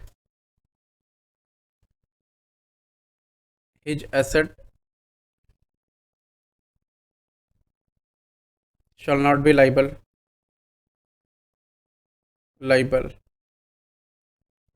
after the order, ठीक है। he will be ceased to be a partner from the very date on which the order of adjudication is made, ceased to be a partner। तीसरा, insolvent partner can not be continued as a partner, ठीक है। तो partnership as a partner continue नहीं कर सकता, चाहे वो कुछ कर ले, can not be continued as a partner, ठीक है। तीसरा, अब फ्यूचर में क्या करेगा वो डिपेंड, दूसरी बात है, ठीक है। अभी तो फिलहाल इस एग्जिस्टिंग फर्म के साथ वो सारा रिश्ता नाता टूट जाएगा। अब इंसॉल्वेंट हो गया तो अब उसके ऊपर क्या क्या चीज़ लगेगा, क्या क्या चीज़ नहीं लगेगा, जैसे मान लो इंसॉल्वेंसी का लॉ है, ठीक है, तो अब कोर्ट जैसे बोलेगा उसको उस तरह फॉलो करना पड़ेगा, ठीक है, समझ रहा। The firm is also not liable for any act of the insolvent partner after the date of the order of adjudication. Firm भी लाइबल नहीं होगा। Ordinarily, but not invariably, the insolvency of a partner results in dissolution of the firm, but the partners are competent to agree among themselves that the adjudication of a partner as an insolvent will not give rise to dissolution of the firm। बोल रहा है कि अगर कोई partner insolvent हो जाता है तो फर्म डिसॉल्व हो जाता है, ये फिक्स है। लेकिन पार्टनर्स लोग आपस में अग्रीमेंट कर लेंगे कि हम इसके इंसॉल्वेंट होने के बाद फर्म को डिसॉल्व नहीं होने देंगे, ठीक है। तो इंसॉल्वेंसी पूरा समझ आ गया। इंसॉल्वेंसी में क्या है, स्टेप्स वैसे याद रख लो। ये जो है ना चार, ऐसा 1 2 3 4 5, 1 2 3 4 5, ये इस बस 5 लाइन है ना, याद रखना आपने, बस और कुछ नहीं करना है। पहला लाइन क्या बोल रहा है, बोल रहा है कि स्टेट ऑफ इंसॉल्वेंस, मतलब पहला ये होना चाहिए। दूसरा वाला कि he will be cease to be a partner from the very date on which the order of adjudication is made. जिस दिन एडजुडिकेटिंग अथॉरिटी, इंसॉल्वेंसी की एडजुडिकेटिंग अथॉरिटी ने उसको एडजुडिकेशन ऑर्डर दिया, उस दिन से वो पार्टनर लाइबल, मतलब वो फर्म में पार्टनर नहीं रहेगा, ठीक है। दूसरा, द स्टेट मतलब संपत्ति, उसकी प्राइवेट प्रॉपर्टी, स्टेट का मतलब होता है प्रॉपर्टी। हाँ हाँ, क्यों नहीं होगा, तो इसीलिए तो बोल रहा है कि estate of insolvent partner is not liable for the acts of the firm done after the date of order of adjudication. जो भी स्टेट, कुछ तो प्राइवेट स्टेट होगा उसका, जो भी हो, जो भी बचे, ठीक है, जो भी हो, वो बोल दिया, मतलब कुछ भी नहीं ले होगा लाइबल। बचेगा कि नहीं बचेगा ये डिपेंड, ये क्या होगा ये हमारा काम नहीं है। अच्छा, the insolvent partner can not be continued as a partner. अब इंसॉल्वेंट पार्टनर को बाद में आप पार्टनर लेकर कंटिन्यू नहीं कर सकते। इंसॉल्वेंट पार्टनर उठी दिन तक नो पार्टनर, ऐसा। The firm is also not liable for any act of the insolvent partner after the date of order of adjudication. बोला एडजुडिकेशन के ऑर्डर के बाद फर्म किसी भी चीज के लिए लाइबल उसका नहीं होगा। फिर बोल रहा है कि ऑर्डिनरली बट नॉट इनवेरिएबली, मतलब इन जनरल जैसे कोई इंसॉल्वेंट होता है partner, dissolution of partnership firm file हो जाता है, ठीक है। लेकिन अगर पार्टनर लोग चाहे तो आपस में अग्रीमेंट करके वो पार्टनरशिप बिजनेस को कंटिन्यू कर सकता है, ठीक है। उसको फर्म को डिजोल्व नहीं होने देगा, सिर्फ एक पार्टनर के इंसॉल्वेंट होने से, समझ गया। तो इंसॉल्वेंसी पूरा हमको लगता है याद हो गया होगा तुम लोगों को। नहीं, इंसॉल्वेंट होने के बाद वो भी काम अपना फर्म बना सकता है, बनाए जो मन करे, लेकिन इंसॉल्वेंसी के बाद सब नहीं हो पाता जल्दी, ठीक है। हाँ हाँ, तो वही तो बोले, लास्ट पॉइंट वही बोला कि वो लोग फर्म को चला सकता है, वो लोग आपस में अग्रीमेंट कर लेगा कि भाई इसके इंसॉल्वेंट होने से फर्म को कोई इम्पैक्ट नहीं आना चाहिए। हाँ हाँ, जैसे कोई इंसॉल्वेंट होता है तो फर्म डिसॉल्व हो जाता है। इंसॉल्वेंसी मतलब गार्डनर वर्सेस मुर्रे का केस अप्लाई हो जाता है, इंसॉल्वेंसी और डिसॉल्व हो जाता है। लेकिन ये लोग क्या है तो क्या करेगा, डिसोल्यूशन नहीं होने देगा, ये लोग कंटिन्यू करेगा बिजनेस में, अपने आप में, अपने आपस में अग्रीमेंट करके, ठीक है। मतलब इंसॉल्वेंट होने से फर्म डिसॉल्व हो जाता है, ठीक है, लेकिन ये लोग चाहे तो कंटिन्यू कर सकता है आपस में अग्रीमेंट करके, ठीक है। उसके बाद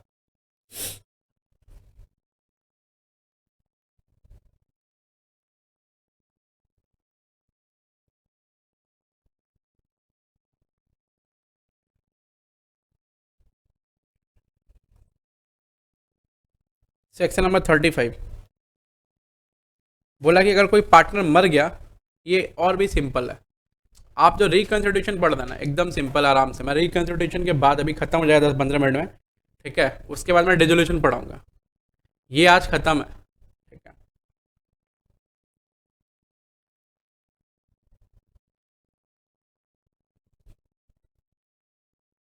पानी दो ना, थोड़ा पानी है क्या? हाँ।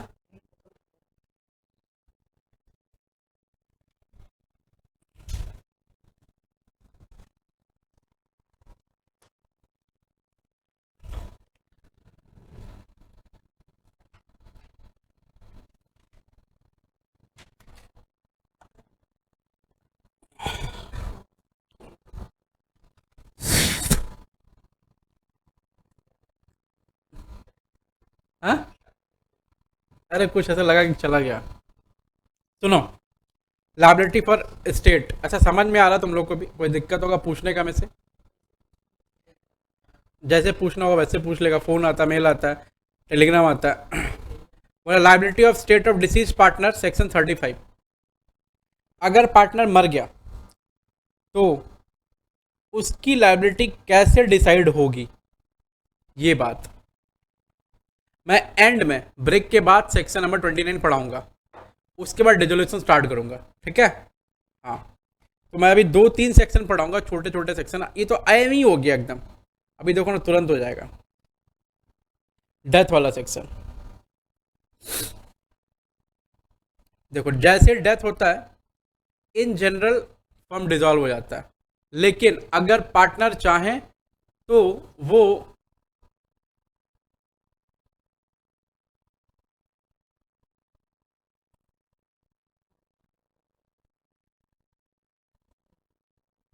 क्या वो, अगर पार्टनर चाहें तो वो फर्म को कंटिन्यू कर सकते हैं by agreement in between them. हम लोग डेथ पढ़ी है, ऐसे पढ़े हैं, तो अगर डेथ के बाद फर्म बंद थोड़ी होता है, बंद कंटिन्यू चलता रहता है, ठीक है? Where under a contract between the partner the firm is not dissolve by death of the partner, the state of deceased partner is not liable for any of the act of the firm done after his death. बोला कि कोई भी act अगर उसके death के बाद होगा तो वो लाइबल, उसका स्टेट या फिर वो लाइबल नहीं होगा, ठीक है? हम्म।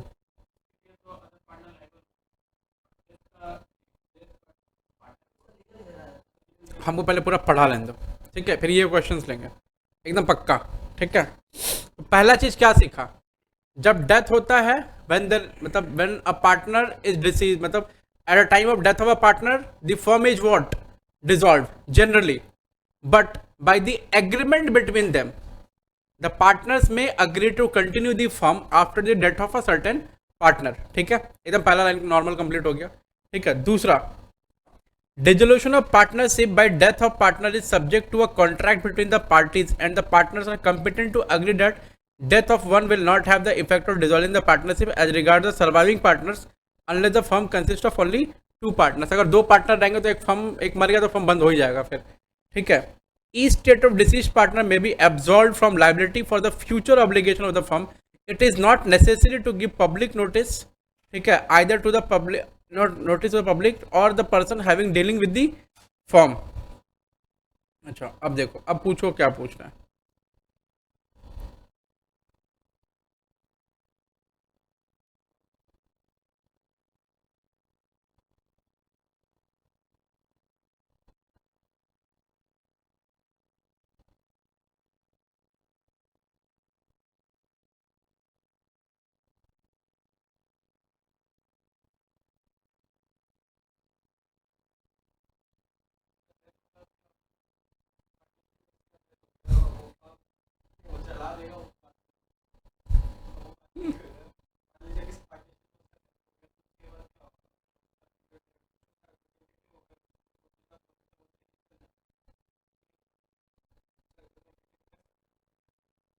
शायद हो रह सकता है वो अपना, वो अप्लाई करेगा कि हमको एडमिट कर लो, अगर एडमिट चाहेगा तो कर लेगा।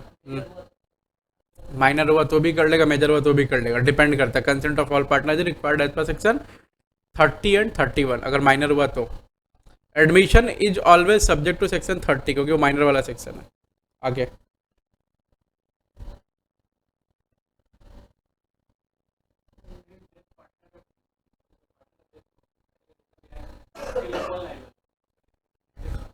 नहीं, उसका रिलेबिलिटी एज सो मतलब सो एज लाइबल ऐसा नहीं है कि वो हर चीज़ के लिए उसके लिए लाइबल होगा रिप्रेजेंटेटिव, ठीक है? इसमें आप यही बोल सकते हैं कि बेसिकली फर्म ऐसा इसमें लिखा हुआ नहीं है कि उसका लाइबिलिटी होगा कि नहीं होगा आफ्टर डेथ, ठीक है।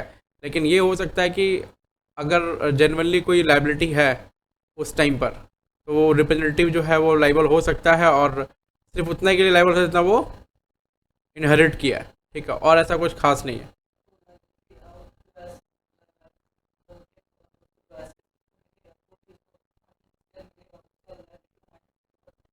हाँ, वो भी कर सकते हैं, वो डिपेंड करता है, ठीक है। पार्टनर का जो फाइनल जो सेटलमेंट अमाउंट होगा, वो सेटलमेंट अमाउंट लाइबिलिटी वगैरह माइनस करके ही आएगा। फिर भी ऐसा कोई ऐसा केस हो गया इन फ्यूचर जाके जिसके लिए ये पार्टनर लाइबल हुआ, तो फिर इसको लाइबल नहीं ठहराएंगे, ठीक है। कोई ऐसा फ्रॉड निकल गया बाद में, उसके लिए लाइबल होगा, तो ये मर गया, तब किसको लाइबल ठहराएंगे? तो हम लोग मतलब कानून में ऐसा नहीं होता कि इस तो क्रिमिनल हो जाएगा, फिर सिविल एक्ट में नहीं आएगा, तो फिर हम किसी और के क्राइम पर के लिए किसी और को सज़ा नहीं दे सकते।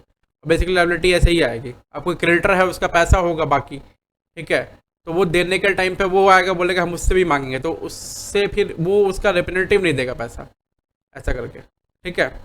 तो बेसिकली रिप्रेजेंटेटिव मतलब नहीं लाइबल होगा, ऐसा बोल सकते हैं। अब वो एग्जाम्पल देख लेते हैं। X was a partner in a firm, the firm ordered goods in X का lifetime, but the delivery of the good was made after X का death. In such a case X का state would not be liable for the debt. A creditor can have only a personal decree against the surviving partners and a decree against the partnership asset in the hands of those partners. A suit of the goods sold and delivered would not lie against the representative of the deceased partner.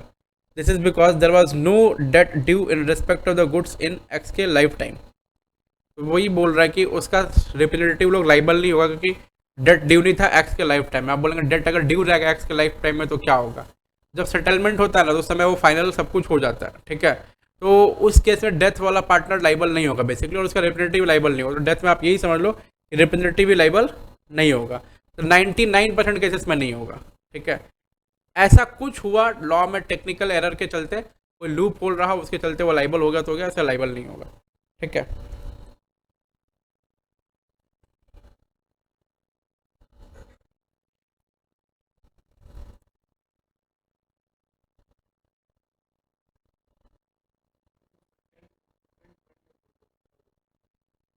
क्या second point? क्या बोलो? ये क्या second point का मतलब है कि जब यहाँ लिखो ना no public notice is required, बस वही क्लियर हो जाएगा। No public notice is required in case of death. Death के केस में कोई पब्लिक नोटिस की ज़रूरत नहीं है, ठीक है। सेक्शन नंबर 37, इसको हम लोग है ना अलग से पढ़ेंगे एक बार इसको ऐसा मार्क करके रखना। सेक्शन 37, इसमें कुछ नहीं है, इसमें दो काम है बस। क्या क्या पता, मैं एकदम आसानी से बोल देता हूँ इसका जो काम है। इसमें बोला हुआ है कि जो पार्टनर रिटायर हो रहा है, आउटगोइंग पार्टनर बोला है इसमें ये नहीं बोला कि डिसीज पार्टनर, बोला पार्टनर जा रहा है या तो प्रभु इच्छा से या फिर अपनी इच्छा से, ठीक है, जो भी इच्छा से, लेकिन जा जरूर रहा है। बोला जब वो जा रहा है तो उसका सब पैसा उसको दे दो तुरंत के तुरंत, सेटलमेंट कर दो अकाउंट का। अगर सेटलमेंट नहीं करता है तो, अगर सेटलमेंट आप नहीं करते हैं तो फिर क्या होगा? सेटलमेंट अगर नहीं करते हैं तो उस केस में क्या होगा? उस केस में सेक्शन 37 अप्लाई होगा, और उसके कैपिटल या फिर उसका जो इंटरेस्ट है, टोटल उसका अमाउंट है जो बिजनेस में यूज़ कर रहे हैं, आप सेटल नहीं कर रहे हैं उसको, आप बिजनेस में यूज़ कर रहे हैं, तो उस पर आप प्रपोर्शनेट प्रॉफिट का पैसा दीजिए जितने दिन यूज़ करेंगे, या फिर हम उसको इंटरेस्ट दीजिए उस अमाउंट पर, बस और कुछ नहीं है इसमें। तो खैर इंटरेस्ट का रेट है 6% पर ना, आप पढ़ ही लो, जब आप पढ़ ही लिए तो पढ़ ही लो इसको। अब क्या ही बोला, according to section 37 where any member of the firm has died or otherwise cease to be a partner and the surviving or continuing partners carry on the business of the firm with the property of the firm without any final settlement of accounts as between them and the outgoing partner or his estate, then in the absence of a contract to contrary, the outgoing partner or his estate is entitled at the option of himself or his representative to such share of the profit made since he ceased to be a partner as may be attributable to the use of his business of the property of the firm or the interest at the rate 6% per annum on the amount of his share in the property of the firm, provided whereby contract between the partners an option is given to surviving या continuing partners to purchase the interest of a deceased or outgoing partner. उनके पास option है कि वो share purchase कर ले, and that option is duly exercised the estate of the deceased partner or the outgoing partner or his estate as the case may be is not entitled to any further or other share of profit, but if any partner assuming to act in exercise of the option does not in all material respects comply with the terms of thereof, he is liable to account under the foregoing provision of this section. तो दो option आपको दे रहा है ऊपर में और एक छोटा सा प्रोविजो है, अगर आप चाहें तो ऐसा लिख सकते हैं यहाँ पे, मैं लिखवा देता हूँ आपको याद रहेगा. देखिए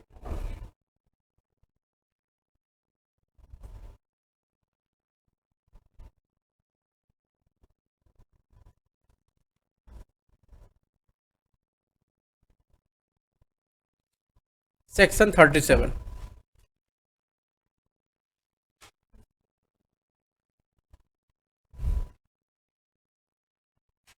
as a partner is retiring or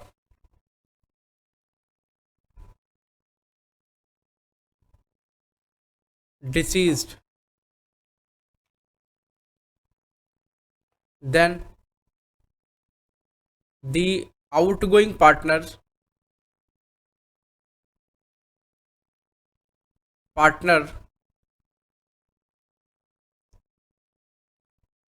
interest in the firm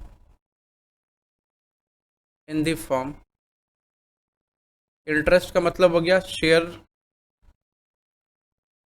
share in property plus capital balances shall be settled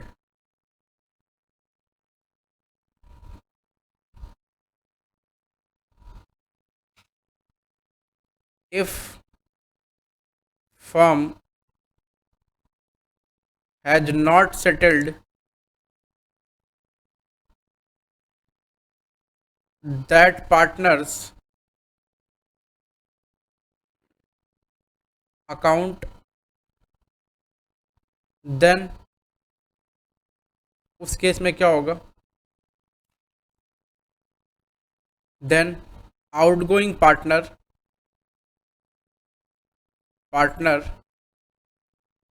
has two options. बोला आउटगोइंग पार्टनर के पास दो ऑप्शंस हैं. पहला नंबर ऑप्शन क्या है, बोल रहा पहला नंबर जो ऑप्शन है ना वो है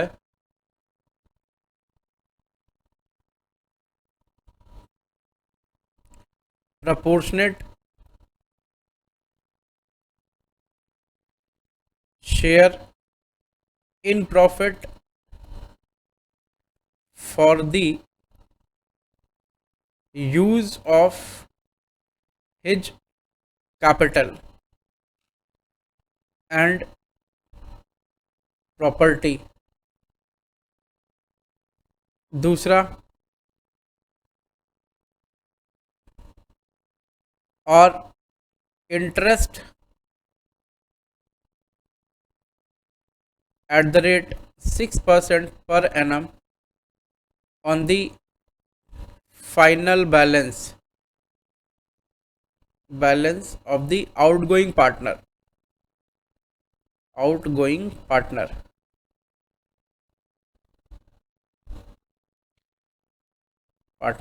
ठीक है. तो प्रोपोर्शनेट जो निकलेगा वो कैसे निकलेगा, proportionate share of profit, share in profit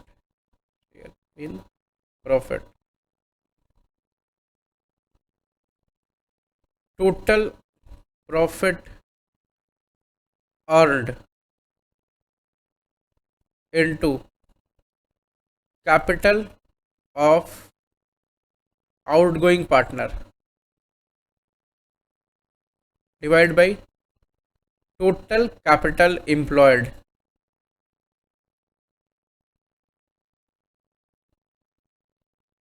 Total profit earned from the date of death till settlement.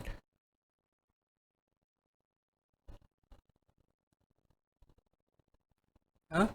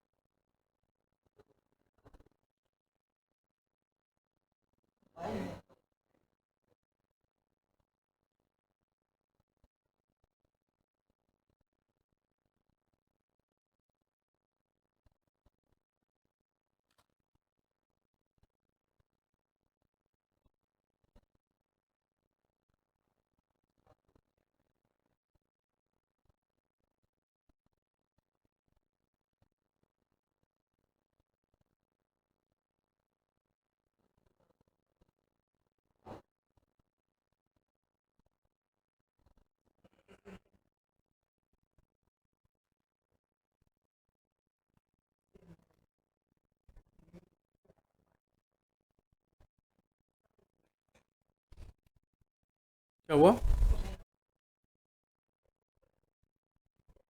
लिखा?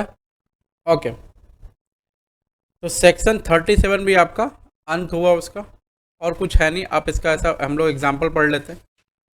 आ जाइए, मैं एकदम आराम से पढ़ा रहा हूँ, धीरे धीरे, कोई दिक्कत ना है, कोई दिक्कत ना है, मैं इसलिए धीरे धीरे पढ़ा रहा हूँ उसमें। देखिए पहला एग्जाम्पल बोला, ABC पार्टनर है एक मैन्युफैक्चरिंग कंपनी में, वो लोग मतलब मैन्युफैक्चर करते हैं मशीनरी।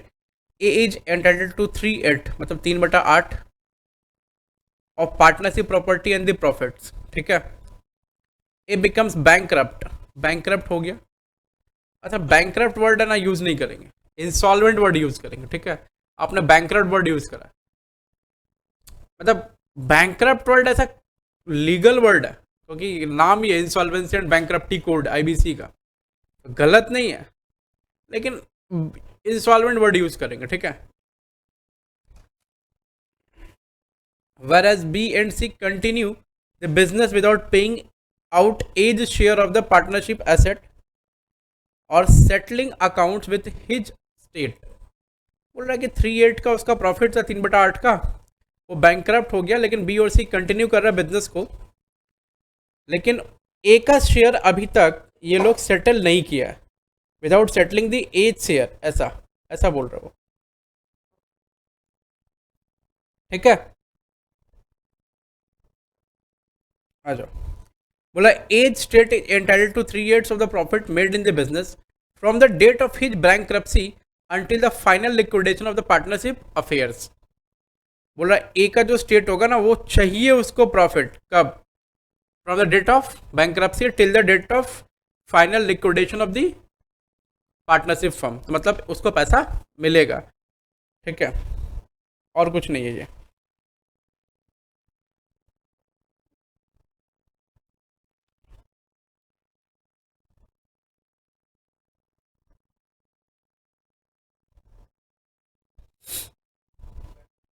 दूसरा बोल रहा 3 पार्टनर हैं, सी रिटायर हो गया after selling his share in the partnership firm, A and B fails to pay the value of the share to C as agreed to, the value of share of C on the date of his retirement from the firm would be pure debt from the date on which the C ceased to be a partner as per the agreement entered between the parties.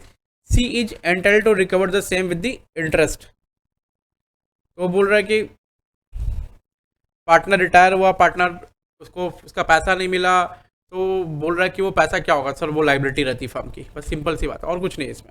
जो भी हम लिखते हैं ना to balance D करके या to retiring partner का loan and all, वो सब सेक्शन 37 के अनुसार होता है और सेक्शन 37 के अनुसार बढ़ता भी है पैसा अगर वो पैसा उसको यूज़ करता है पार्टनर, तो और कुछ नहीं है। उसके बाद revocation of continuing guarantee by change in a form, change in the constitution of the form. बोल रहा है कि a continuing guarantee given to a firm or to a third party in respect to the transaction of firm is in the absence of an agreement to the contrary revoked as to the future transaction from the date of any change in the constitution of the firm। मतलब third party को कोई guarantee दिया, मतलब अगर loan की guarantee दे रखा कोई partner firm को, फर्म के लिए, तो अगर जैसे ही फर्म को रिकॉन्स्टिट्यूशन होगा ना, तो वैसी गारंटी क्या होगी, रिवोक हो जाएगी, मतलब टेकिंग बैक, वापस हो जाएगी गारंटी। ठीक है, बस और कुछ नहीं है। Guarantee to all the future transactions of the firm is revoked due to mere change in the constitution of the firm. Such change may occur by death, retirement of a partner by or by introduction of a partner। तो आपके पास एक बात याद रखना कि simple सा बात है, इंट्रोडक्शन मीन रिकॉन्स्टिट्यूशन होते ही वो फर्म की कंटिन्यूइंग गारंटी जो रहेगी, कोई पार्टनर अगर दिया रहेगा, कंटिन्यूइंग गारंटी का मतलब होता है कि इस पर्टिकुलर ट्रांजैक्शन पे जितना भी, इस पर्टिकुलर आदमी जितना भी ट्रांजैक्शन करोगे उसमें मेरी गारंटी, कोई दिक्कत नहीं है, कोई पैसा डूबेगा तो हम उसको वापस पे करेंगे, ऐसा कोई पार्टनर बोल रखा है तो। या फिर मान लो फर्म ने लोन लिया है बैंक से और पार्टनर ने गारंटी दे रखी है, जैसे ही वो फर्म इस पर्टिकुलर ट्रांजैक्शन के लिए, जैसे ही फर्म का रिकंस्टिट्यूशन होगा वो गारंटी टूट जाएगी, ठीक है, रिवोक हो जाएगी, समझ गया। तो यही था 30, 31, 32, 33, 34, 35, 36, 36 नहीं था 37, 38, ठीक है बस। और 29 नंबर सेक्शन जो वो अलग से मैं लिखवाऊंगा, ठीक है। ठीक है, तो अभी एक ब्रेक ले लो, ब्रेक के बाद हम लोग फिर आते हैं।